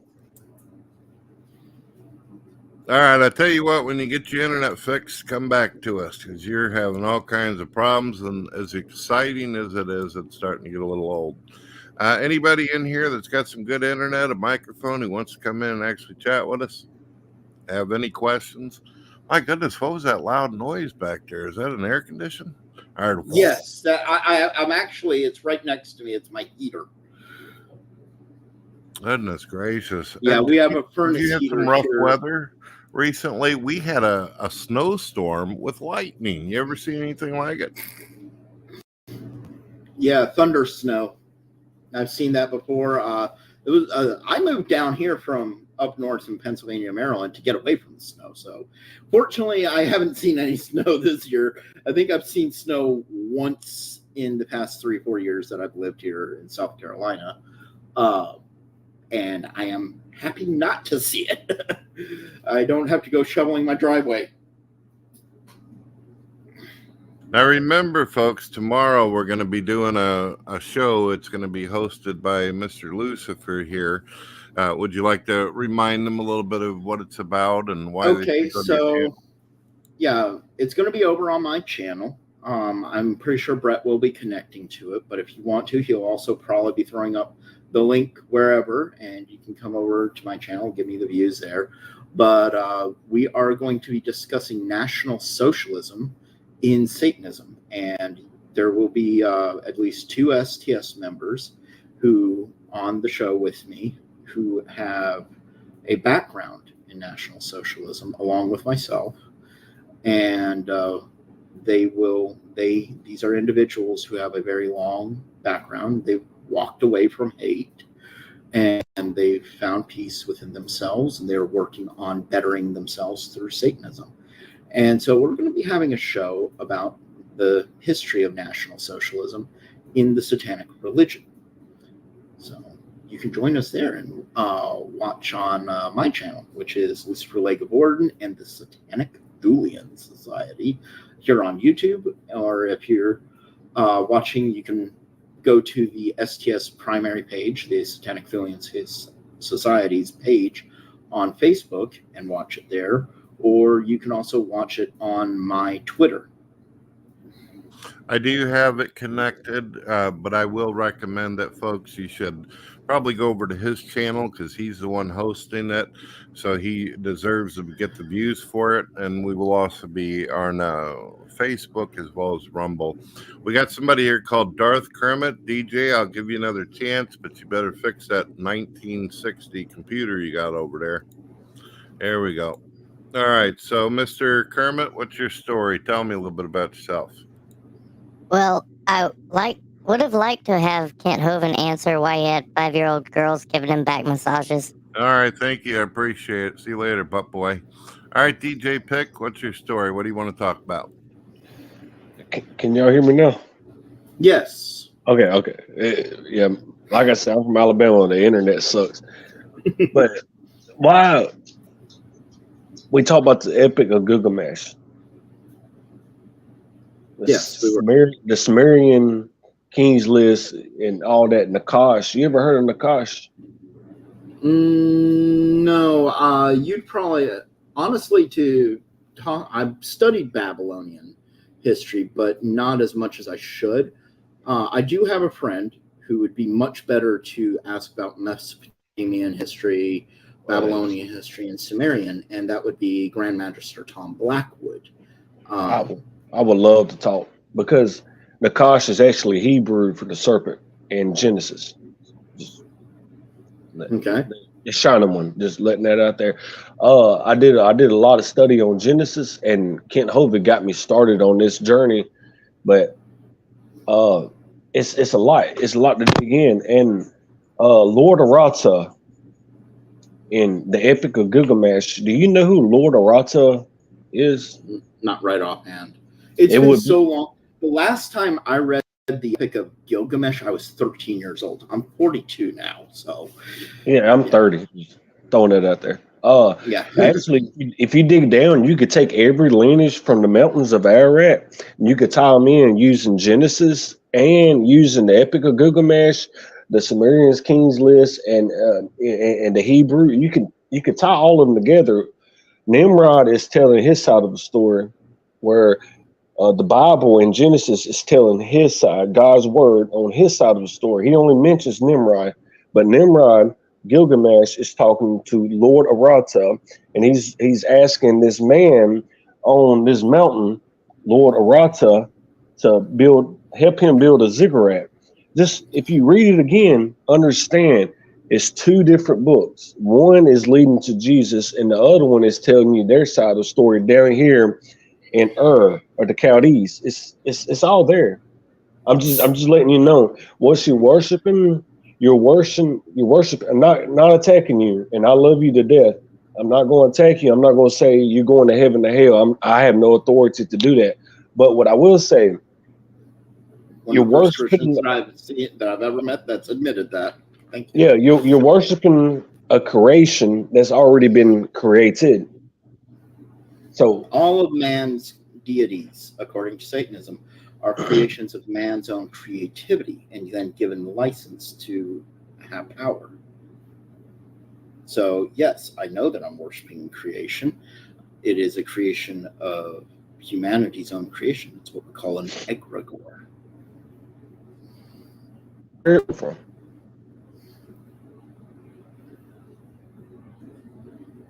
That's pretty cool. Let me see that. You got like a skull cup, huh? This is what we call the chalice of desire. It is our ritual chalice. Normally we drink wine out of it. Right now, I'm drinking 7-Up. Or not 7-Up, Sprite. Did you hear me, brother? Yes, I did. Yeah, we heard actually, you did seem to cut out there. I was just making sure. I didn't know if it mixed up. I just wanted to know, where did Satan come from? That was my question. Well, we do have our own creation myth of that, and it's called the Diabolicon, and you can find it. It was written by Michael Aquino, and basically what that states is that God, Satan, and the angel Michael were all created in the same instant. They don't know who created them. They just woke up. And all in the same moment. We got another guest in here. Let's see if they're able to handle themselves without completely dropping the IQ of the level of room. Here we go. Hello, Exo. How are you? Oh, what's going on, Mr. Brett Keane? How's my mic working? You're doing pretty good. This sounds like Mr. Pill. I talked to you in the past. You're a good guy, right? several times, Brett. Yeah, I got a promotion, though. I'm now the executive officer. Obviously, you know that. You can call me the XO, or you can call me by my last name, Masta, so Mr. Masta. And I just wanted to stop by and see how everybody was doing tonight. Brett, how you been? Been doing pretty good. I've been worried about you and those tortoises, or however you pronounce it. How they been doing? He's got giant turtles. Well, yeah, that proves evolution. Millions of years of dying, they finally gained a shell so they could live, Brett. Yeah, so the tortoises are in Arizona still. I've moved to Seattle, also known as Chris Cornell Town. You might know who that is. And welcome to the end of the internet. In case anybody's wondering, Jesus is Lord and Savior, and there's only one truth. So thanks for having me, Brett. And I heard Kent earlier, and I hear this Mr. Lucifer guy doing his thing as well. So that's an interesting point of view that he has. So it's nice to get an honest evolutionist on your show once in a while. Yeah. Very good. And, very good. And to be clear, yes, I do believe in evolution. I don't believe in it in the same way that straight up science, like I explained earlier.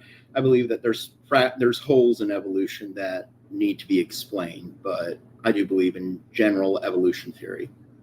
What about on a theistic level, though? Do you feel like there's any kind of conflict? And what I mean by this is obviously there's this view, especially from Christians, that a God created us or we were part of a creation process. If this is the case, then how do we go from saying Adam and Eve, serpent, or we were a single cell floating around in a river somewhere? Well, I'm going to point something out, and you and I have had this discussion before in previous episodes, Brett, that you can only track the universe back so far to what scientists call the Big Bang. And after that, scientists have no explanation of what happened because nothing existed there. How did existence come out of nothing? They can't explain it. So at some point, you need to begin to have faith. And this is where atheists really hate things because they are completely against faith. Faith has no evidence of something. It cannot be explained. It cannot be quantified. It is just simply a theory that you believe to be true without understanding why. So at some point, people need to have faith in something to explain the unexplainable. Does that make sense? Right, exactly.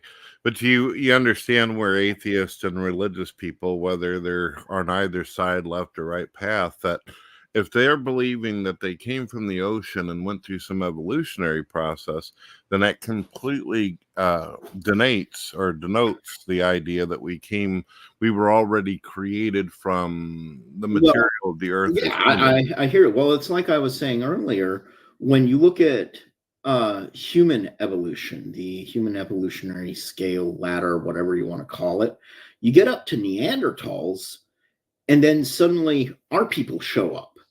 And we're existing at the exact same moment as Neanderthals, but there's no evolutionary scale for us. It doesn't show in the fossil record or anything where we split off from the evolutionary line that created Neanderthal man. We know Neanderthal man existed, and we know that we existed alongside of him, but we don't know where we came from. We simply pop into the fossil record with no explanation. And I've seen the documentation where scientists are saying, oh yeah, look, we found the missing link. We found the missing link. And it's this tiny little skull of a monkey. And I'm like, how do you go from a monkey skull that virtually has a duck bill coming off of it to a flat-faced human in the next step? You don't. It doesn't make sense. That's not a missing link. I want to see an evolutionary scale ladder where we develop much like Neanderthal man. We can see that with Neanderthal man, but we don't see it with ours. It doesn't make any sense. It sounds like you have a lot of the same type of points that Kent Hovind has. Where's the transitional fossils? Where is the from A to B type of concept? We see Mr. it from Ecto, Neanderthals, but not ours, and it doesn't make sense. So that's a big gaping hole in the evolutionary scale. Now, what does that mean? I'm not going to simply sit here and say God made us out of nothing. I'm not going to say that he didn't. Because remember, I am a theistic Satanist. We do believe that Yaldabaoth is a creator deity. So that is on a religious platform an explanation. I'm also going to be a logical person, though, and give multiple potential explanations. One of those, and we've seen this in movies, books, literature, whatever, is that humans were created by aliens. Who's to say that aliens don't exist? Who's to say that that they don't, travel stars like in Prometheus, the movie Prometheus, which is the prequel to Aliens, and we see the engineers creating planets. And like one guy in the beginning of Prometheus, he's this engineer. He strips down butt naked next to a waterfall, drinks this black goo, and he dissolves into the waterfall, spreading his genetic material into it. And that creates life on the planet, apparently. Well, folks, I'm going to grab me some more water because I'm getting dehydrated over there. I don't have an awesome air conditioner like that man has over there. It's just like, wow, I'll be right back. You guys, I know that you two will behave yourself and no medication will have to be given out. So you guys have a great conversation. Be right back. All right. Don't worry about that, Brett. I have a stun gun, so if there's any advanced apes that want to start throwing their food around, we'll take care of that. The problem, pair of dogs. the problem with evolution is that since it's all fiction, all of it is just made up from the imagination of men. So when they say, oh, we need answers to evolution, that's like saying we need answers to how Star Wars works. People can believe that Star Wars is real, but it's just a form of fiction is all it is, just like the ideology of evolution. So when, people want to speak about evolution, they're just speaking about their imagination. It has nothing to do with reality. People find things. We all have the same evidence. We find dead things fossilized in the ground. The obvious reason is because they were buried rapidly in a flood or a cataclysmic event. That's why we have fossils at all. But to say and then put an imagined hypothesis on said fossil to say, oh, I can date this fossil because I can imagine that I can take the half-life of something and then determine how it started off and then start naming it layers of Earth because of my imagination. It's literally the foundation of the psychosis of the modern era. It's a man-made psychosis. It's a psychotic religion so that men can imagine how they got here without their God, without their creator. That's all it is. Yeah. Can I touch the alien thing? Go ahead. All right. So you talk about Prometheus and you was talking about the black goo and all that good stuff, right? Yeah. Okay. So tell me about aliens. Where did they come from? I don't know. So is this like a science fiction night? If we're gonna is this all about science fiction, or can we talk about some reality? Because people probably want to talk about reality. Okay, guys. Allison Crowley. Brett's not here, but let's be polite here. Allison Crowley. You ever heard of him? All right, I'm back. That's a fictitious person. There's no such thing as Allison Crowley. That would be another fictitious person that doesn't exist. No, actually, he's real. Aleister Crowley, and he was a very real person. Yeah, I told you I'm from Alabama. Aleister. Oh, okay, Aleister. Okay, I'm sorry. Yeah, but why would he matter though? Is that like a priest of yours or something, or what? No, not me. I'm a Christian. I'm talking to him. Come on, folks. Let's keep it nice. No hostility. I keep it nice 100%. I love all of them. I'm just saying, Aleister Crowley. However you said it. I'm from Alabama, so I pronounce it right. I understood you guys heard what you're that saying cool there, song? Haven't you guys heard that cool song by Ozzy? Mr. Crowley, what have they got in your head? Yeah. See, y'all know the original Yoda came from that person. And he Yeah, Yoda. And this dude right here, the Lucifer dude. I don't know your name. I'm not saying I'm wrong. I'm not trying to dog you out, but I'm just saying No, it's fine. Yoda is originally came from Aleister Crowley, whatever his name is. But yeah, Man, go I'm a read this fan book. of Star Wars. I I have call not you on seen. that. I'm a Yoda. Star Wars fan, and I have not seen No, any no. material that George Lucas created Yoda based on Crowley. No, it was already his book. His Crowley's book was already mentioned way before Star Wars with the Yoda thing. Oh, you're playing with this now. I ain't in the mood for all that nonsense. I ain't never heard anything like that. I grew up. I existed I'm before sorry. Star Wars. That's crazy talk. Hey, Bubblegum, what you up to there, fella? You been keeping it real? Hey, am I coming through? Yeah. Yeah, you're coming. Yeah, I saw you guys were Boy, I talking tell about you what, evolution. Lucifer, we got some wild ones, don't we? Yeah, I think it's kind of interesting. Like I never seen a Satanist, a full blown Satanist. I mean, you'll see you'll see quote unquote atheistic Satanists, which are pretty much just Satanists hiding behind the curtain. They're pseudo Satanists. They're not Yeah. the real thing. And I hate saying that about Church Satan because and they were started by Anton LaVey, who wrote the Satanic Bible, established our religion and whatnot, and then they infiltrated it and took it over and have twisted the doctrine of it. So yeah, because it seems to me like they have the very kind of like the same sentiment, some sort of a disdain for God, and so that's they hate the current Church Satan hates, and Brett can vouch for this because he's seen it firsthand. They hate theists. Doesn't matter if you're Satanist, Wiccan, Christian. If you're theistic, if you believe in any sort of spirituality or deity or whatnot, they hate you and they will attack. Yeah, the original founder of the church, he, from what I got from documentaries, he didn't believe in being hostile towards people unless they gave him crap first. Then they got... Look at how he behaved on the Joe Pine show. Brett could show you. And he has shown people on how Joe Pine treated Anton LaVey. And Anton LaVey maintained a good demeanor. He was nice. He was polite. He didn't say one bad word. And he literally, when asked directly about whether or not he believed in God, he looked at the camera, and I'm not kidding people, and said, "Certainly, I believe God exists." Completely straight-faced. He wasn't screwing around. He was being completely genuine and honest. Yeah, he's old school. He's like biblical old school, like Tower of Babel style. 4,000 years ago, a lot of people knew God existed and they didn't care. They wanted to build a tower and kill God. So even just knowing God exists isn't always the solution. You have to respect God and fear God. That would be the ultimate. Stop you right there. Well, you got to let. Well, listen, Princess. You got to let people finish their sentences. You're making up stuff. Look, if you're gonna down. make up bullshit, you deserve to get kicked. First of all, I think he's talking about the Tower of quote unquote Babel. The Tower of Babel in Genesis, and they weren't going to kill God; they wanted to talk to God.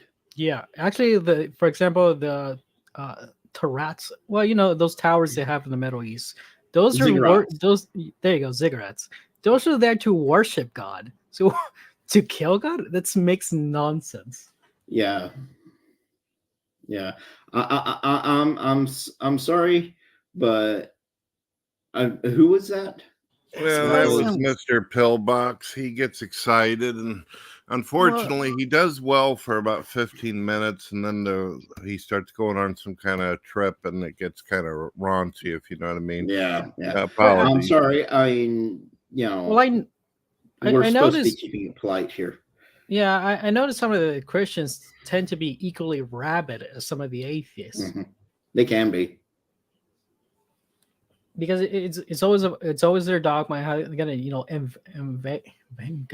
I can't even pronounce it. Sorry, I just got off a word. Evangelize. There you go. Evangelize. Evangelize. That word. So I noticed you were talking about evolution, and I think it's something people don't really know the history of, because most people think evolution is something the atheists came up, and that's completely false. This is something the Christians invented, and they had to invent it because they need a device to explain, well, how do you get, you know, all these phrases? How do you get all these animals in, you know, in the ark? So, and you know, I'm not sitting here. I'm not one of these people who's going to try to discredit the Bible or religion or anything like that. I'm not going to always sit here and support it either.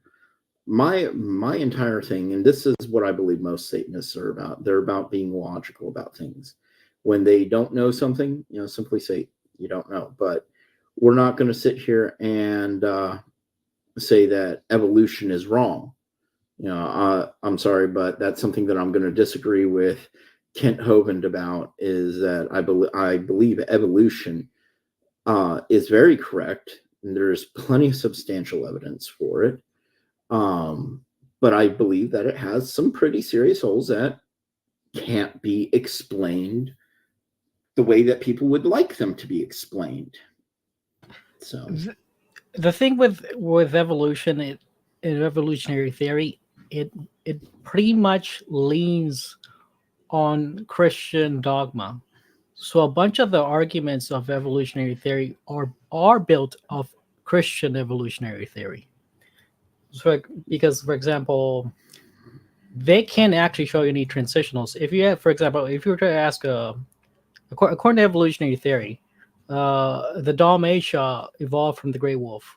But he asked the evolutionists to provide you one transitional between the Dalmatian and the gray wolf, they won't be able to provide it. And they can't do it because this is within the circle of genetic testability. So they can't just say a random dog because it'll be falsified by DNA testing. And so they like to propose these ancient fossils that cannot be DNA tested. And it's very... You're partially correct. I'm going to say you're partially correct that science and evolution is based on Christian theory, but more so on sorcery. We start looking at sciences in history as being branded as heretical and sorcerous, and then there's, you know, our modern chemistry, which can make anything from soda pop to medical creams or whatever. They can even make thermoplastics. No, this is not a razor. This is actually a grinder. They can make all sorts of things, but it all comes from stuff like alchemy and science. Our modern medicine was not founded by Christians. It was founded by pagans, by shamans, by local healers, people who understood herbology, and how herbs work together with the body.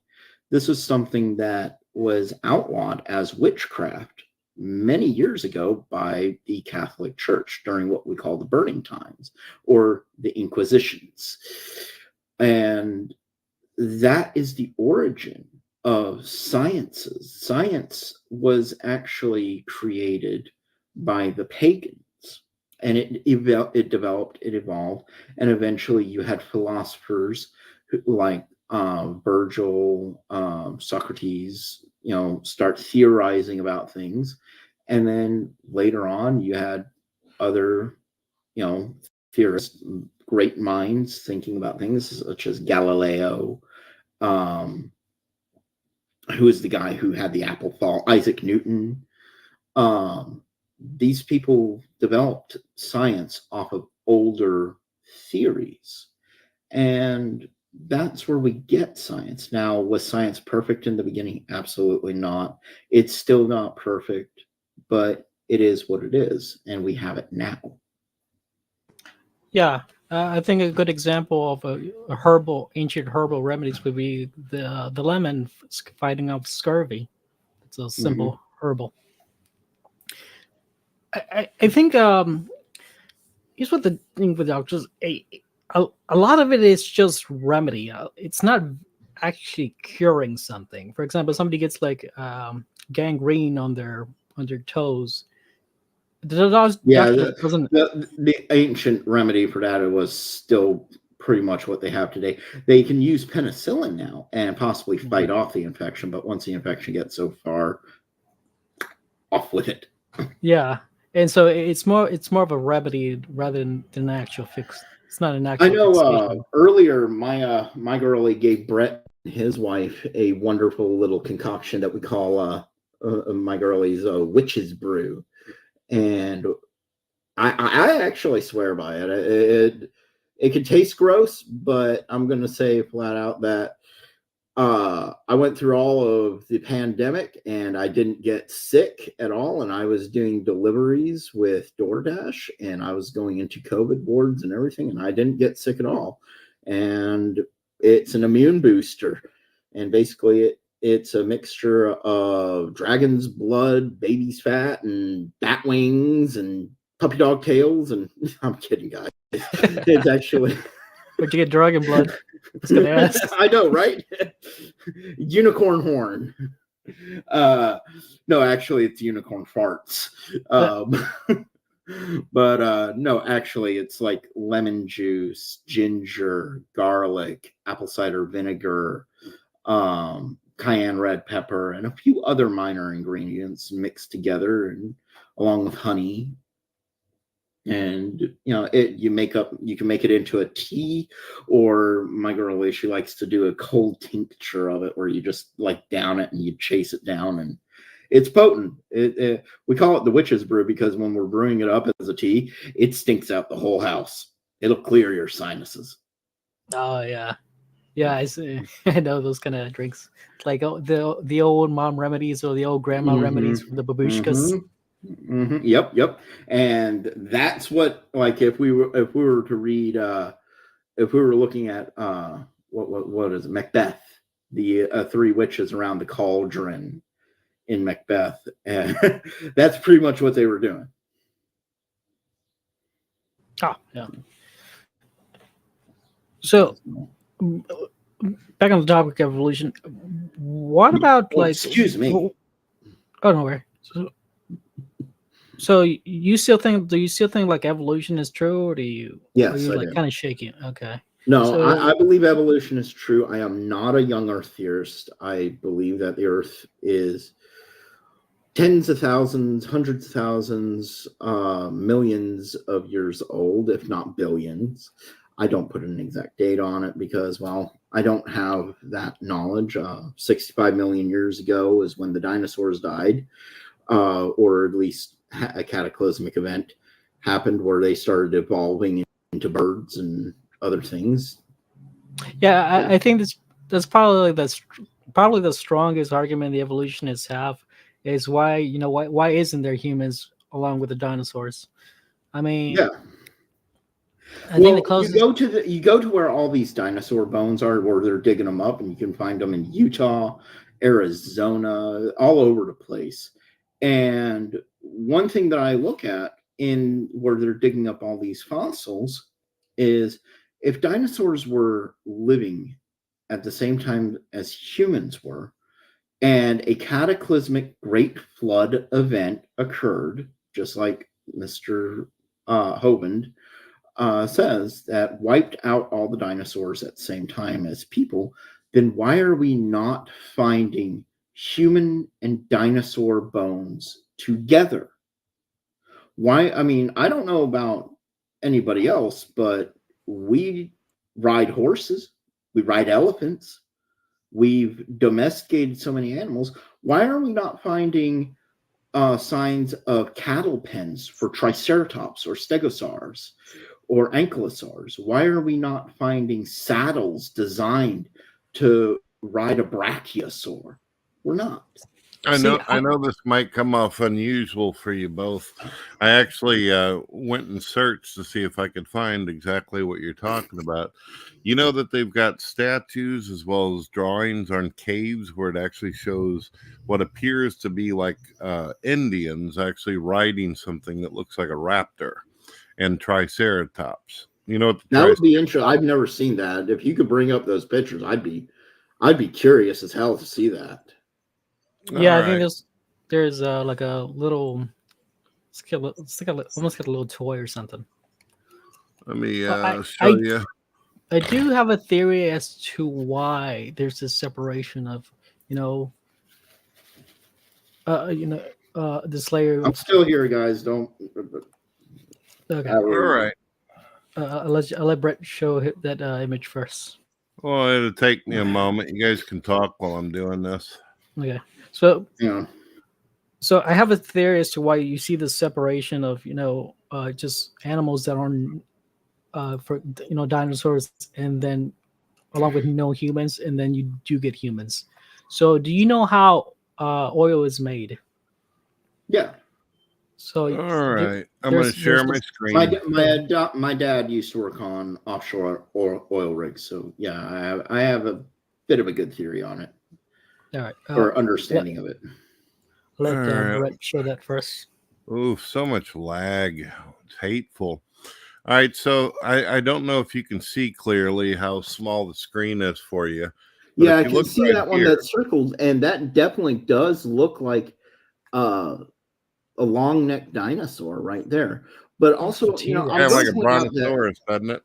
Yeah, it definitely does. And there's also, remember, there's stories coming out of the Congo of like Mogole Mimbe, which is described by the Congolese as what appears to be a brontosaur.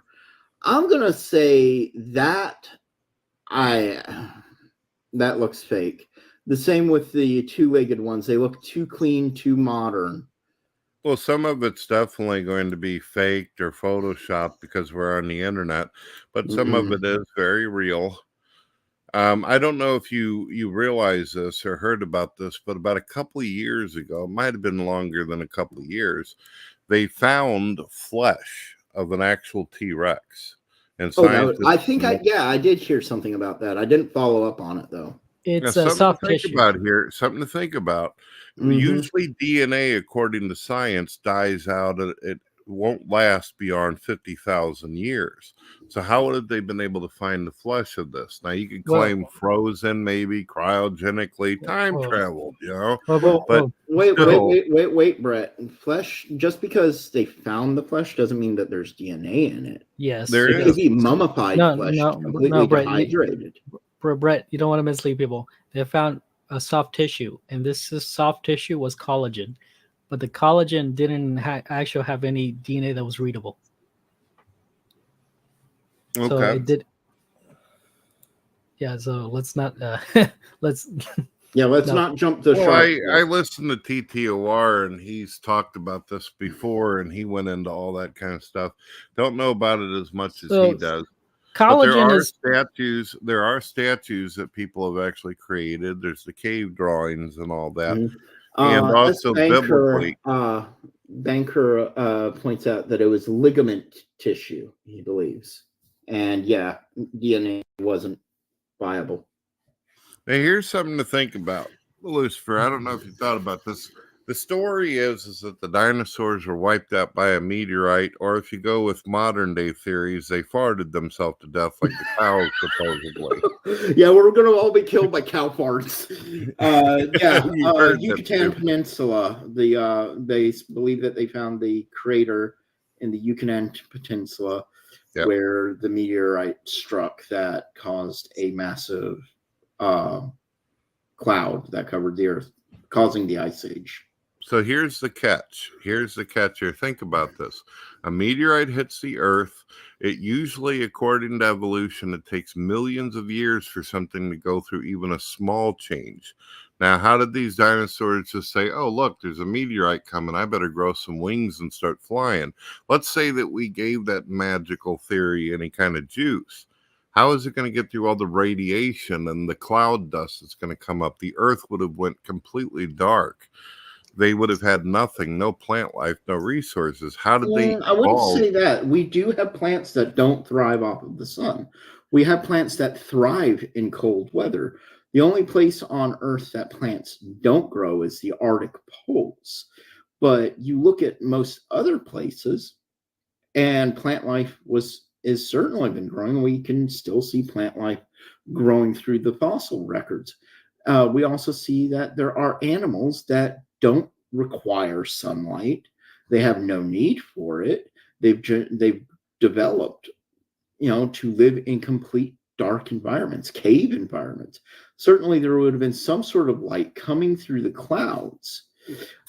May not have been very much, but it would have been something. And we have no evidence to say that there was global radiation from a meteor strike, just that a meteor strike occurred and that it was a cataclysmic event. The dinosaurs didn't die out immediately. A lot of people, state that this was an extinction level event, but clearly some things survived. It's just after this event, the things that recovered fastest was not reptilian, it was not bird, it was mammalian. And so we saw the mammals recover first, the mice and small critters that could get underground and dwell underground. They're the ones that came up. And if we look at the evolutionary record, according to that, assuming that at least some of it is correct, that these small mammals developed into bigger animals and so on and so forth. And that who's to say that the dinosaurs weren't already growing feathers by this point? Certainly not all of them were. We're now finding imprints in the dirt of, around skeletons of their skin. And certainly, like, I believe Carnotaur was the first one that they actually got a good skin impression from, and there was no feathers on it whatsoever. It was pretty much what we've been told dinosaur skin looks like.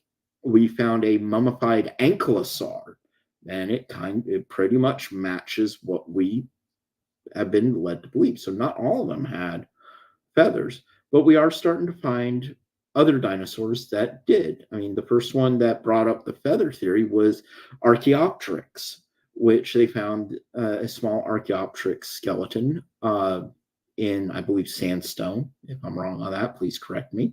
And quite clearly, you could see feathers all over it. So, that was one of the evolutionary connections from reptile to bird. I find it interesting, like the Archaeopteryx has feathers. Archaeopteryx. There you go. Thanks for I'm having a lot of trouble pronouncing today. Anyways, and I'm not sure if you've seen like some of the ancient depictions of dragons. They have feathers, so it's not leathery skin.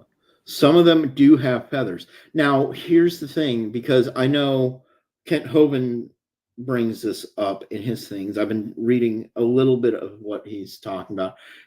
Dragons in legends and history, he states, were dinosaurs. And I'm not going to dispute that. I mean, we have dragons cropping up in legends and stories the world over in unconnected cultures. So could dinosaurs have existed after the meteor strike? Yes. We know that we have prehistoric animals still living today, almost unchanged from the dinosaur era. One of the best ones is crocodilians. I think one of the most interesting depiction of the dragon is Baldaeof.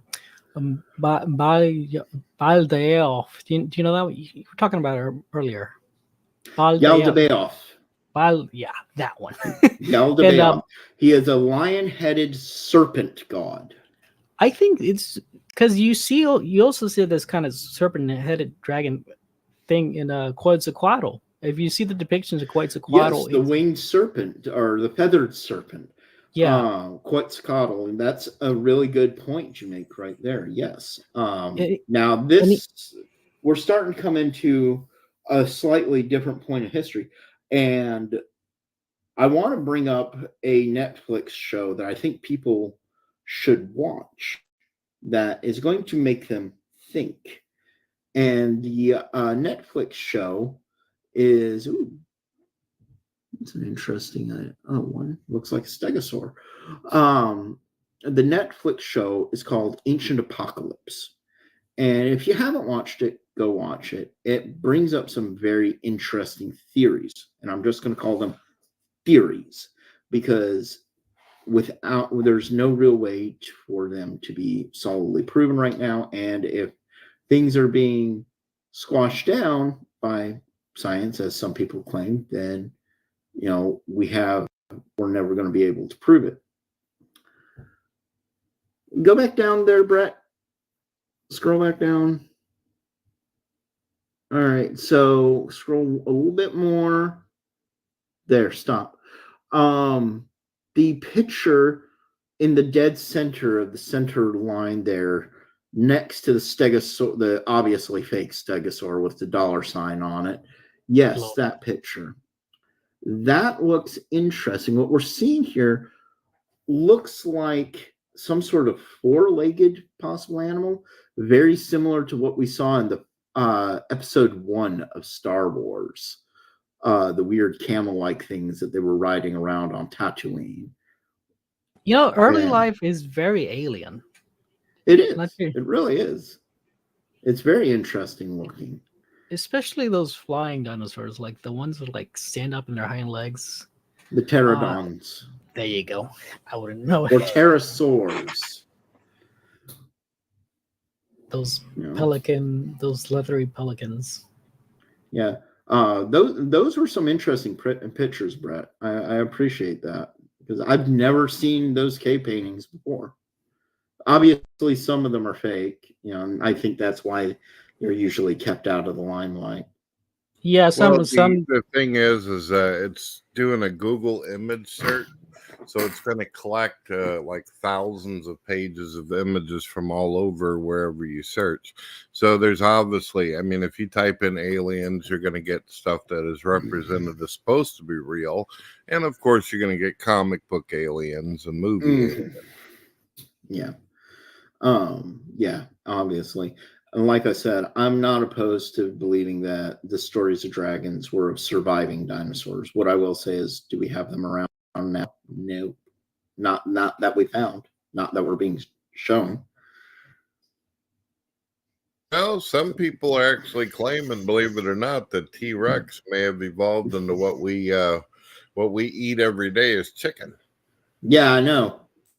I had chicken earlier tonight for dinner. Yeah, I do like me a tasty T-Rex myself.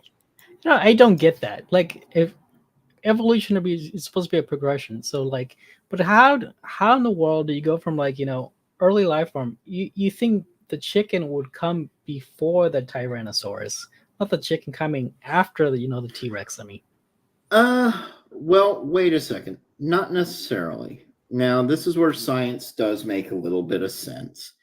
In the age of the dinosaurs, obviously, it was a lot hotter of a climate. We weren't in an ice age at all.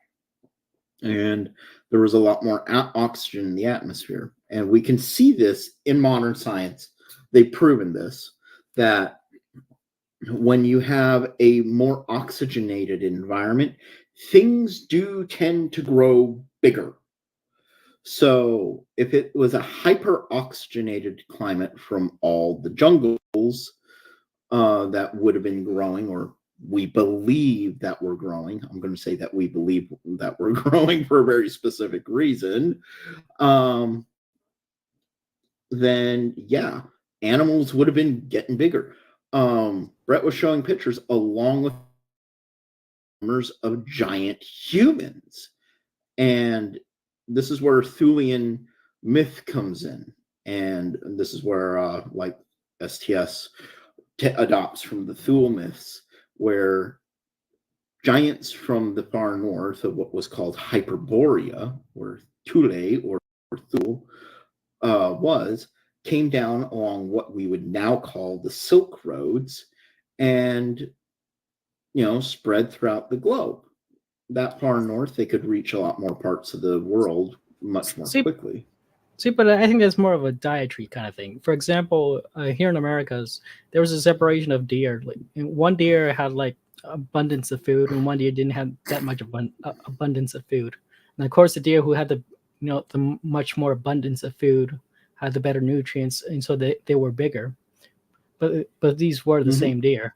So I think So that's what I think with the oxygen thing. But the criticism I'm bringing up, it's more of the ordering of the evolutionary transitional is out of order. So like Quite possibly. I'm not going to debate that. Yeah, quite possibly. But the oxygen thing, if it is correct, I'm going to say if it is correct, then think about how many plants it would have taken to create that much oxygen. And so we would have had plenty of food for plant-bearing dinosaurs, and those plant-bearing dinosaurs would have been definitely food for the predatory ones.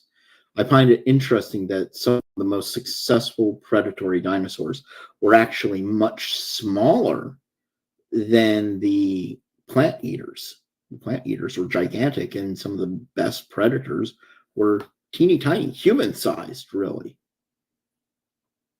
Yeah, I mean, when you're big, you kind of need a lot more scavenging to do.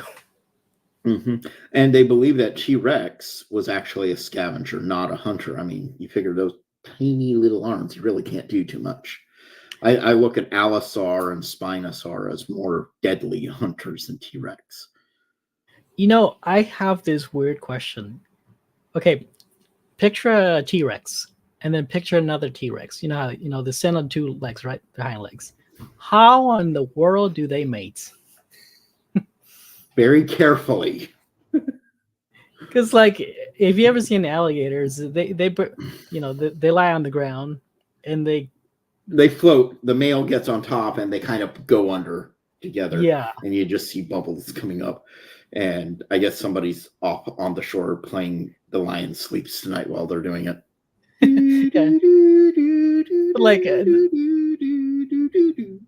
But like the T-Rex doesn't have, the bed of the water, it doesn't have the assistance of water. So like, I would assume the female lays on her stomach on the ground, would have, and the male would kind of straddle. She would kind of move her tail off, and they would position themselves. I don't know. It's gonna take a long john to get around that tail.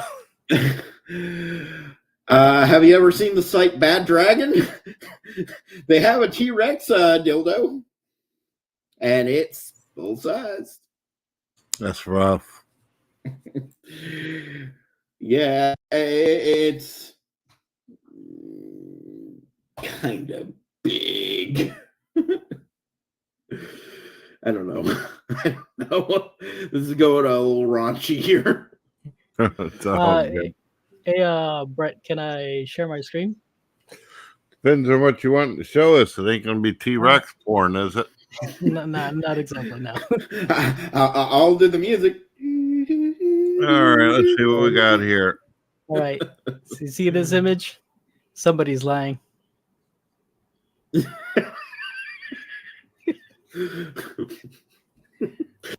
said it wasn't going to be T-Rex porn. Well, it's it's just the outline. It's not exactly. But like, I searched this up, and they say they couldn't tell which one was female and which one was male by simply using the bones of any dinosaur, which I thought it was because they had what's called a cloaca, and what a cloaca is, it can take place in male and female animals. We see it in chickens, we see it in reptilians. A cloaca is where everything comes out the same hole. You poop, you do your reproductive duties, all out of the same hole, and that's how it was done. So I would say, in all honesty, if you want to know how a T-Rex mated, look at ducks. Look at ducks, look at chickens. Yeah, I guess so. Let's do it. Let's see. Oh, I'm trying to close that window. People are going to be watching this thinking it's a show about slavery, and they're going to be like, what? Ducks?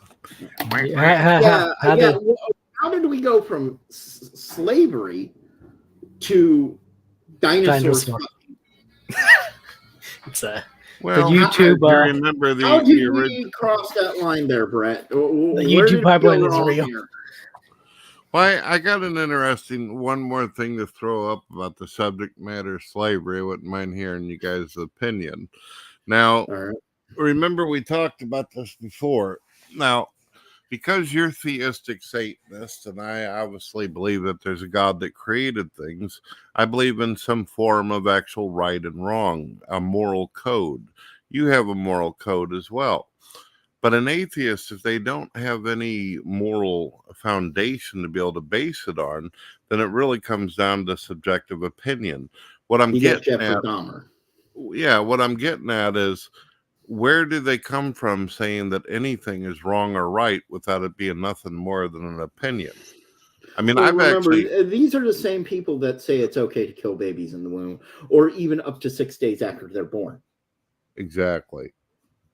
So obviously they don't have a moral compass. They obviously prove the Satanist point that morality is a lie, because they clearly don't have any morals. You know, the morals that we make are usually cultural, and they want to do away with American culture. And so American culture says killing babies is wrong. So, I never heard of cultural moral. That's a new one. I think that's a. Well, basically, the deal is the atheist can only point his moral direction at two different places: one, nature, or society. And unfortunately, if society at the time says that slavery is endorsed and it's okay, then what is an atheist going to say about that? Imagine yourself, Bubblegum, you're standing before Joseph Stalin, atheist dictator, and he says, I'm going to kill you. Give me a reason why you have any value or worth, why I should let you exist. What kind of moral argument can you make to a person who does not believe that there's a higher morality but his own? That's I mean, a good point. I think I was watching this video and somebody posted an interesting question. So, who gets to define morality? Well, like I said, I believe it's cultural more than anything else.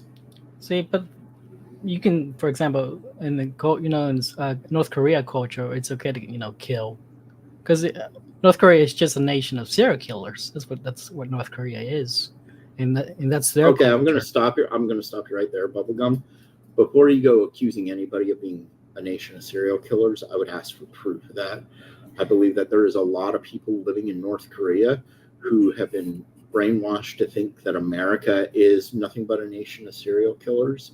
So to say that they're nothing but a nation of serial killers, that's just feeding into a problem. Yeah, you're right. But what I'm trying to get is, like, that's that's the norm. So if Kim Jong-un kills somebody, that's just the norm, because he's essentially God in that nation. Yeah, he's considered the authority over society. That's the reason why it's so dangerous to base your morality on nature, the laws of the jungle, or... I actually have a book that expresses this notion of morality being very fluid to cultural, and it's called, I'm going to be republishing it this year, it's going to be called Gothos Dark Awakening. And Brett, I think I've explained this with you before, correct me if I'm wrong. It's a fiction story, and it's very gratuitous. It's not for under 18 years old. There's a lot of sex in it. And that's part of the point. It is a fictional science fiction story that takes place on another planet 10,000 years in the future, ruled by vampires and werewolves. And here's the thing. When a vampire bites you in my book, you're going to die. They have a venom that kills you, and it's not pleasant. And when they feed from you, they're going to pretty much rape you while they're doing it. And this is called cultural norm. They're out in the open. They rule the world that they're on.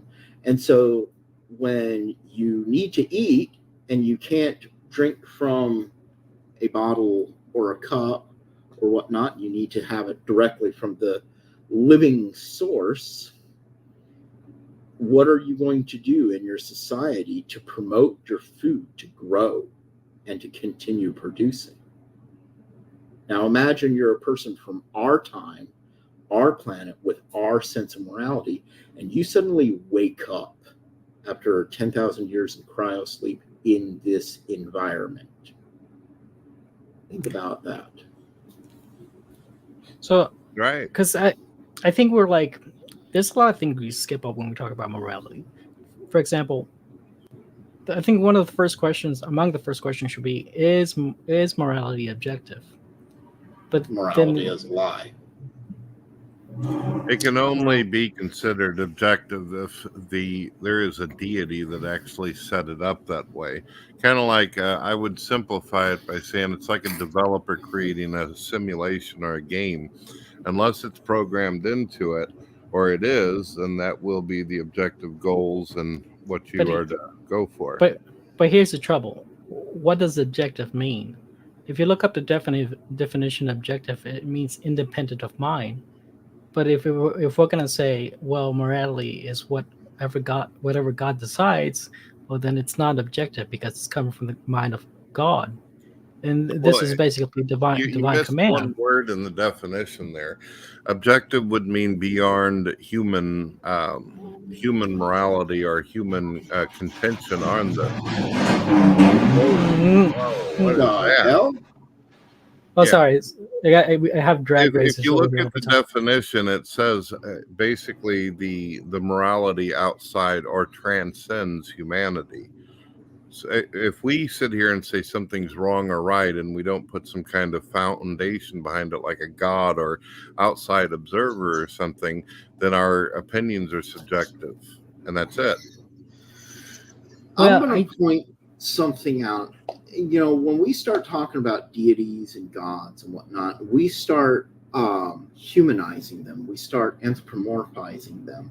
We're doing that so we can understand them, where we can imprint our personal moralities on them so that they can tell us on how to be moral. But if we're going to be honest with ourselves, we need to accept the fact that gods and deities are beyond our normal understanding. Therefore, their morality, their morals, and their understandings are beyond us. They don't have the same sense of morality. A good expression of deities, of how deities should be looked at, and this goes for Satan, it goes for the Christian God, it goes for all deities, would be more like how they are presented in the Cthulhu mythos. Now, this is a book by Venger Satanas called Cthulhu Cult. This is the foundational writings for Cthulhianism as an organized religion. And you can find this on Lulu or Amazon. I can't remember exactly where. And it's an interesting book. It's one of the two books that he wrote about it. Now, as I mentioned before, alongside Satanic Thulian Society, I also run the official Cult of Cthulhu. I was one of Venger's original members in the Cult of Cthulhu back in the early 2000s. And he's a great guy. Him and I still talk today. And he's a good man. The fact in the Cthulhu mythos, gods such as Yog-Sothoth or Azazoth, the blind idiot creator god at the center of all existence, they're beyond our understanding. Even when we look at this story at the Mountains of Madness, we are introduced to a creature called a Shoggoth. Now think about these words. Think about how they're pronounced. Clearly, they're not meant for our language, our tongues, our mouths. They're meant to sound very strange and alien. And that's to intimidate us, to express that something is beyond our understanding. Nicolas Cage recently did a Lovecraft movie, and he did a wonderful performance in it. And it's called The Color Out of Space. And it's based off of Lovecraft's story of the same name.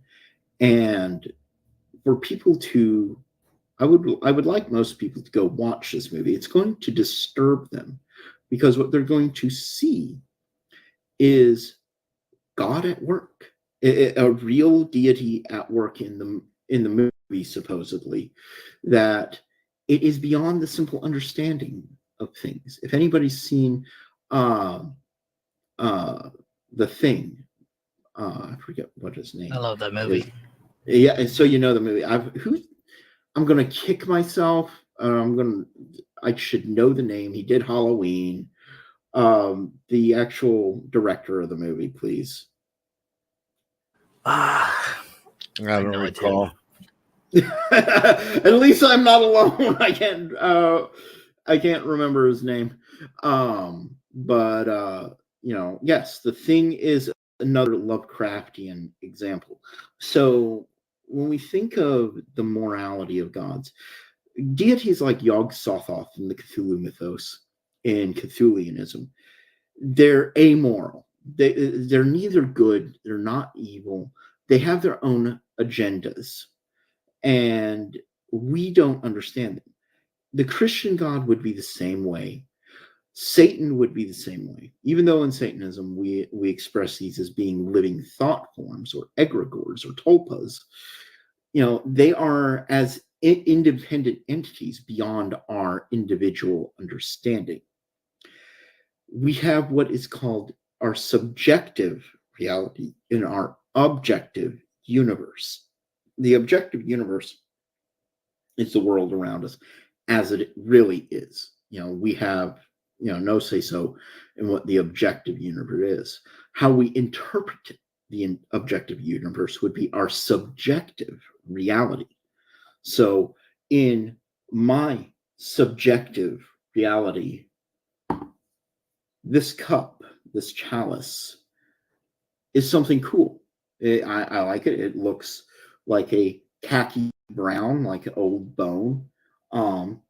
But I'm pretty certain some of the Christians out there might find something like this offensive, and that is, it's frightening, and that's their own personal subjective reality of this chalice.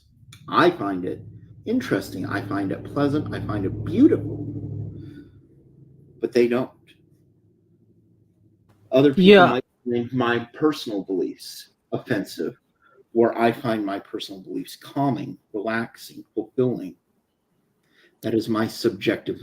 John Carpenter, thank you, Speed Romans. Brett, could you please put that up?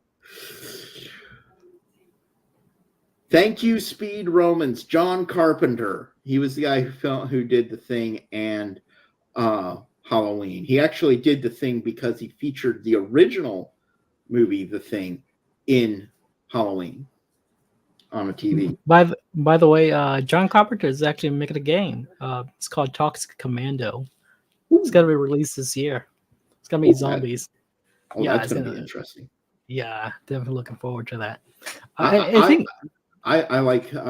It's an older game now. It's by Clive Barker. Oh, I love Clive Barker. Yeah, I forget what the game is called now, but it's very violent. It's very gory. It's a first-person shooter on the rails. Jericho. Jericho, yes, Jericho. Yeah, I love the story to that. A very good story.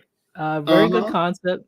Bad execution of gameplay. Of God, yeah, and it's a deity that's older than Satan. It was created in the same moment that God created the earth, and then he realized his mistake and he banished it. It's like reverse Jesus. So this is the word of God. Shows up as a black child, like pitch black child. Yeah, it's like if the entity. I absolutely love Clive Barker's imagination. It's frightening and beautiful. Yeah, I love his movie, The Nightbreed. I think that's a very nice movie. Yeah. I love all of his stuff. The Hellraiser series, especially the first two. The first two were the best.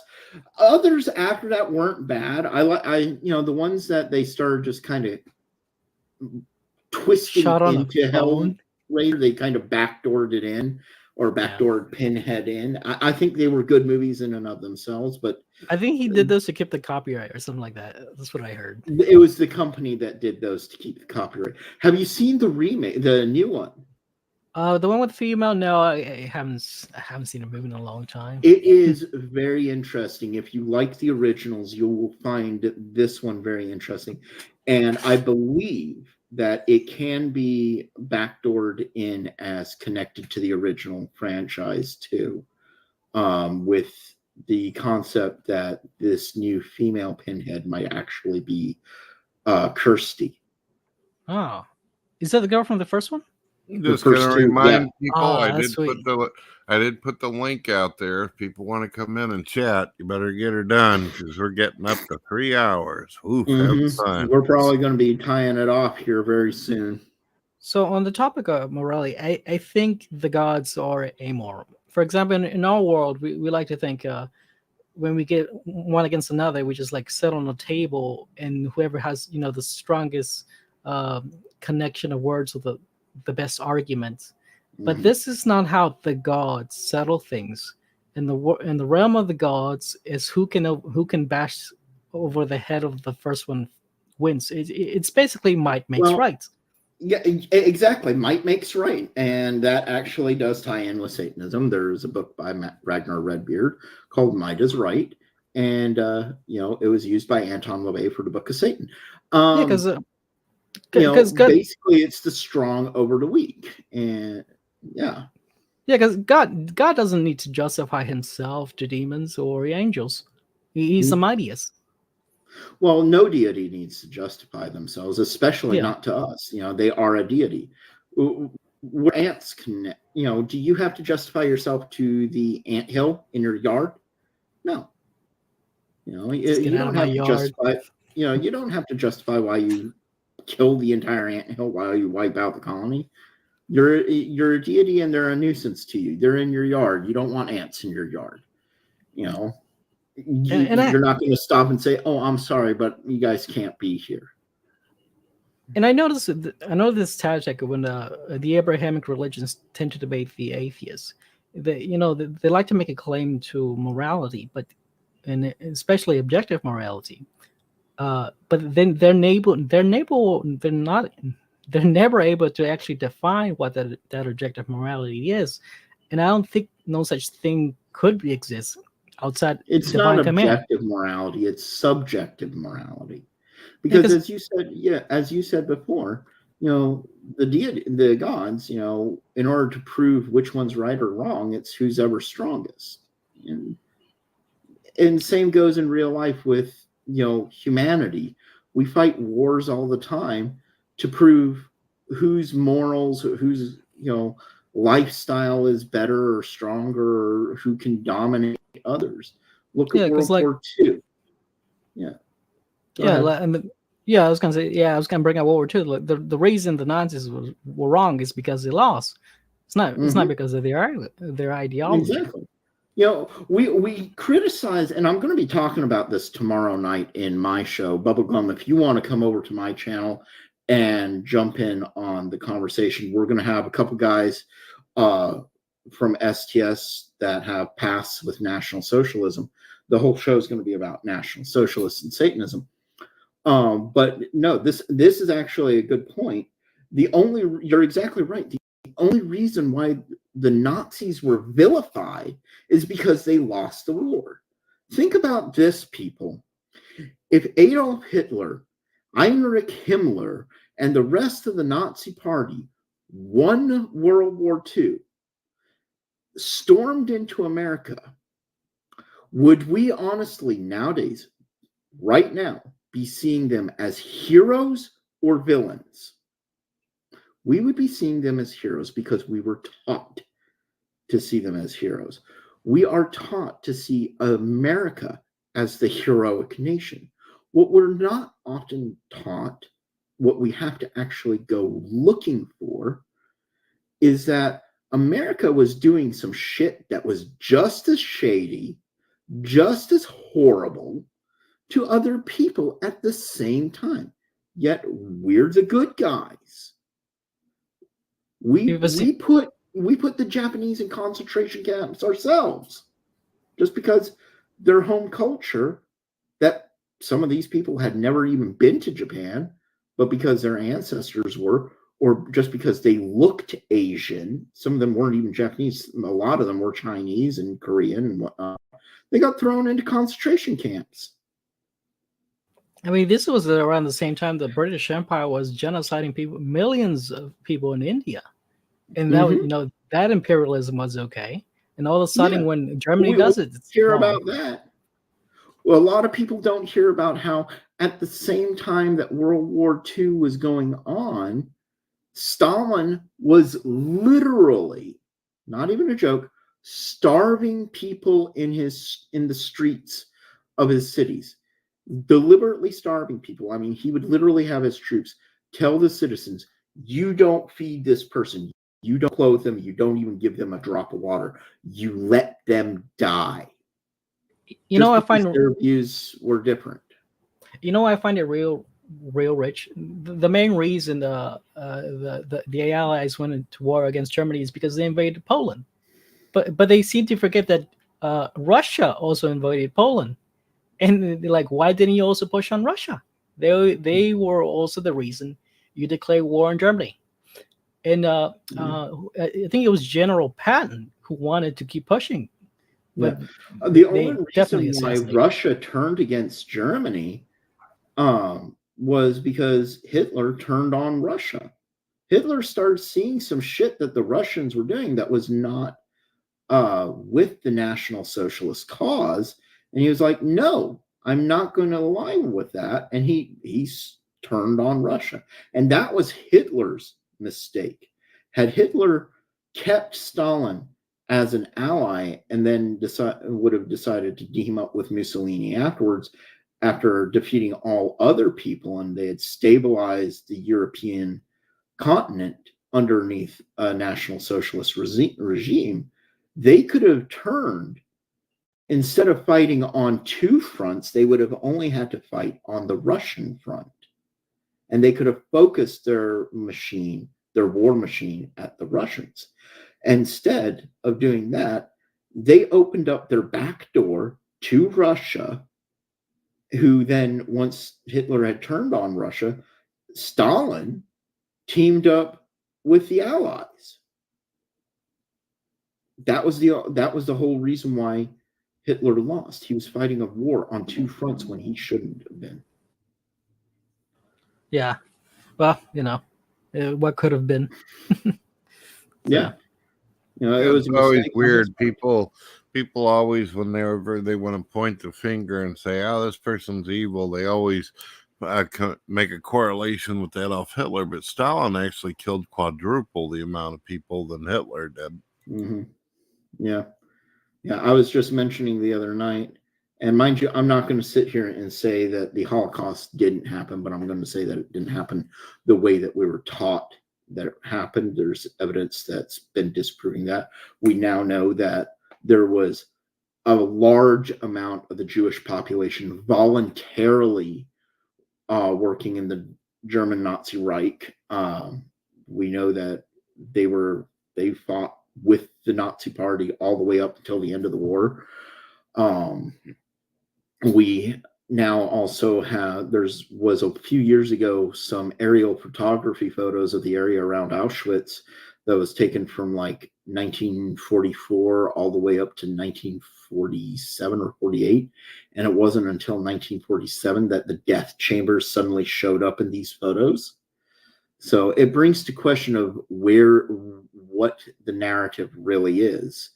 Again, I'm not going to say that the Holocaust did not happen. A lot of bad shit happened there. There's too much proof showing that the Germans definitely did some horrible shit.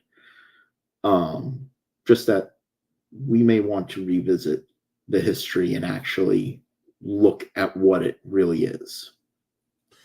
Yeah, if you would have asked me 10 years ago how I felt about all that, I probably would have went with the common stories that everybody narrates. But after seeing my mainstream media lie to me nonstop, seeing my government bullshit me, anything goes at this point. Sky is the limit.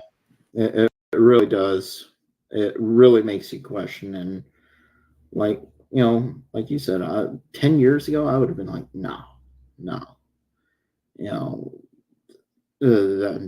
I would have been like, Hitler's bad and all this other stuff. But then one day I got pushed hard enough and I stopped and I took a look at things, and I found myself one day part of the National Socialist movement wearing a swastika. I literally looked at myself in the mirror and I'm like, am I sure I want to do this? And at the time I was like, yeah, I agree with this. And it's crazy. I find it interesting. Like, it's okay in our modern day to be a communist, but somehow it's taboo to be a Nazi. Like these, like just look at their kill count. These people, the communists, while the Nazis might be racist, the communists are classist, and that's no different. That's still a hatred based on something I'm going to you tell cannot you, control. Bubblegum, I've been around some of the biggest Nazis in America today. Okay. I've been around Bert Kaluzi. I've been around SS Mike Scholler. I've been around many of the people in the National Socialist Movement, the Burnsides. And I'm going to tell you something. You would be very surprised to find that these are some of the nicest, most honest people that you could ever hope to meet. And yes, they are racist. Yes, they have their opinions. Yes, they are proud of their culture and their heritage. But they are perfectly nice people. And they are some of the most intelligent people I have ever met. It's really strange that, we sit here and we look at communists who are the dominant class right now. They're trying to take over our government, and they spout off some of the most ridiculous, nonsensical garbage out there. And they're the ones in power. When I sat there with a swastika on my arm, hearing some of the most logical, pragmatic discussions that I have ever heard in my life. And it was just like, what the hell is going on here? This shouldn't be sounding right. These guys are supposed to be big evil Nazis that want to stick a jackboot up everybody's butt and just curb stomp every black person in America. And I'm not going to sugarcoat it. Yes, they call black people the N-word.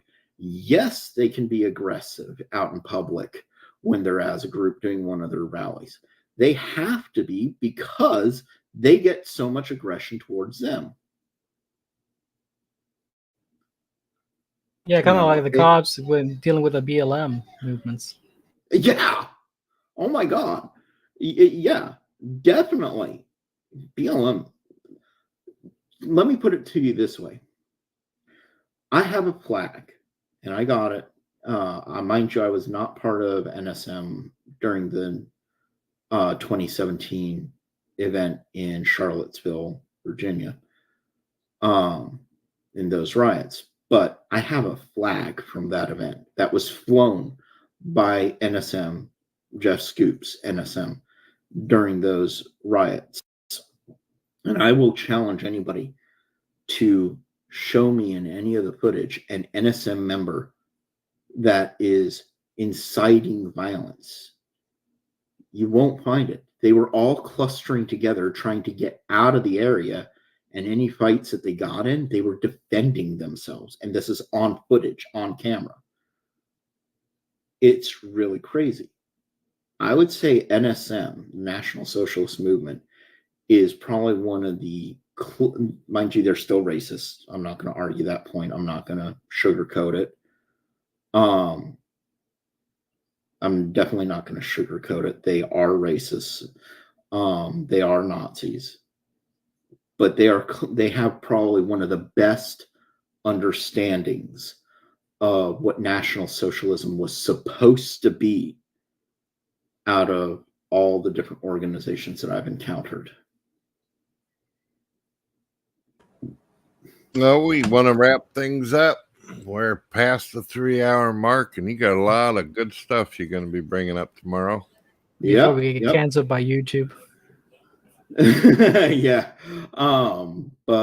Yeah, tomorrow night, again, folks, join me on my channel.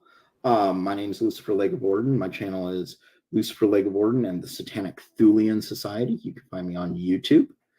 You can also find Satanic Thulian Society on Facebook, and you can watch us there if you want. And tomorrow night we will be hosting 2 STS members who, alongside me, has a history with National Socialism, and they are being brave enough to step in front of the camera and discuss their history and discuss National Socialism in Satanism and its effects on it. So you can join us tomorrow night for that. I'll definitely come. It's just going to be kind of hard to kind of make sure. I want to make it clear I'm not a Satanist. I am a theist. So, you know. So if I'm you pretty want to sure. jump in, we will be we'll be bringing people in closer to the end of the discussion. But if you want to jump in and meet these guys, I can tell you right now, one of the individuals that is coming on has been branded the most violent neo-Nazi in America, and he's completely changed that around. Oh, dang. Yeah, I just because like I don't want like Christians later pointing like, oh, see, he's hanging out with Satanists. I told you, because I am a theist, but I'm not a Christian. So they'll search for any excuse to label me. Well, if I may ask, what are you? What would you categorize yourself as? Pagan, neo-pagan, Odinist? What? I describe myself as a polytheist. Polytheist. Okay. Yeah. So you're sort of like gender fluid, but for religion. No. You know, I say that to Christians because why they might not know it, that is what they're proposing their God is. Because if you look at the definition, for God, is Elohim, and if you look in the Bible, this is a plural feminine. So they literally have a she, they, them God. And so when they start pushing on me, I use this against them. I rarely do it, but when they really, you can also bring up God's wife. Oh yeah, Ashtoreth, was it? Yeah, something like that. But anyways, Brett, I think we took over your show enough. No, it's all good. Now I'll end up putting the link out in the comments for folks. But just go over to this channel, subscribe, and we'll be getting the show going tomorrow. Yep. All right. And remember, folks, buy my book. It's over on Amazon. If you want to know about Satanism, I talk about a lot of interesting subjects in this, including, was Anton LaVey an atheist? Is there sex in satanic rituals? You can even read some satanic rituals in here, including a black mass and a high mass and ordainment and all sorts of really cool things.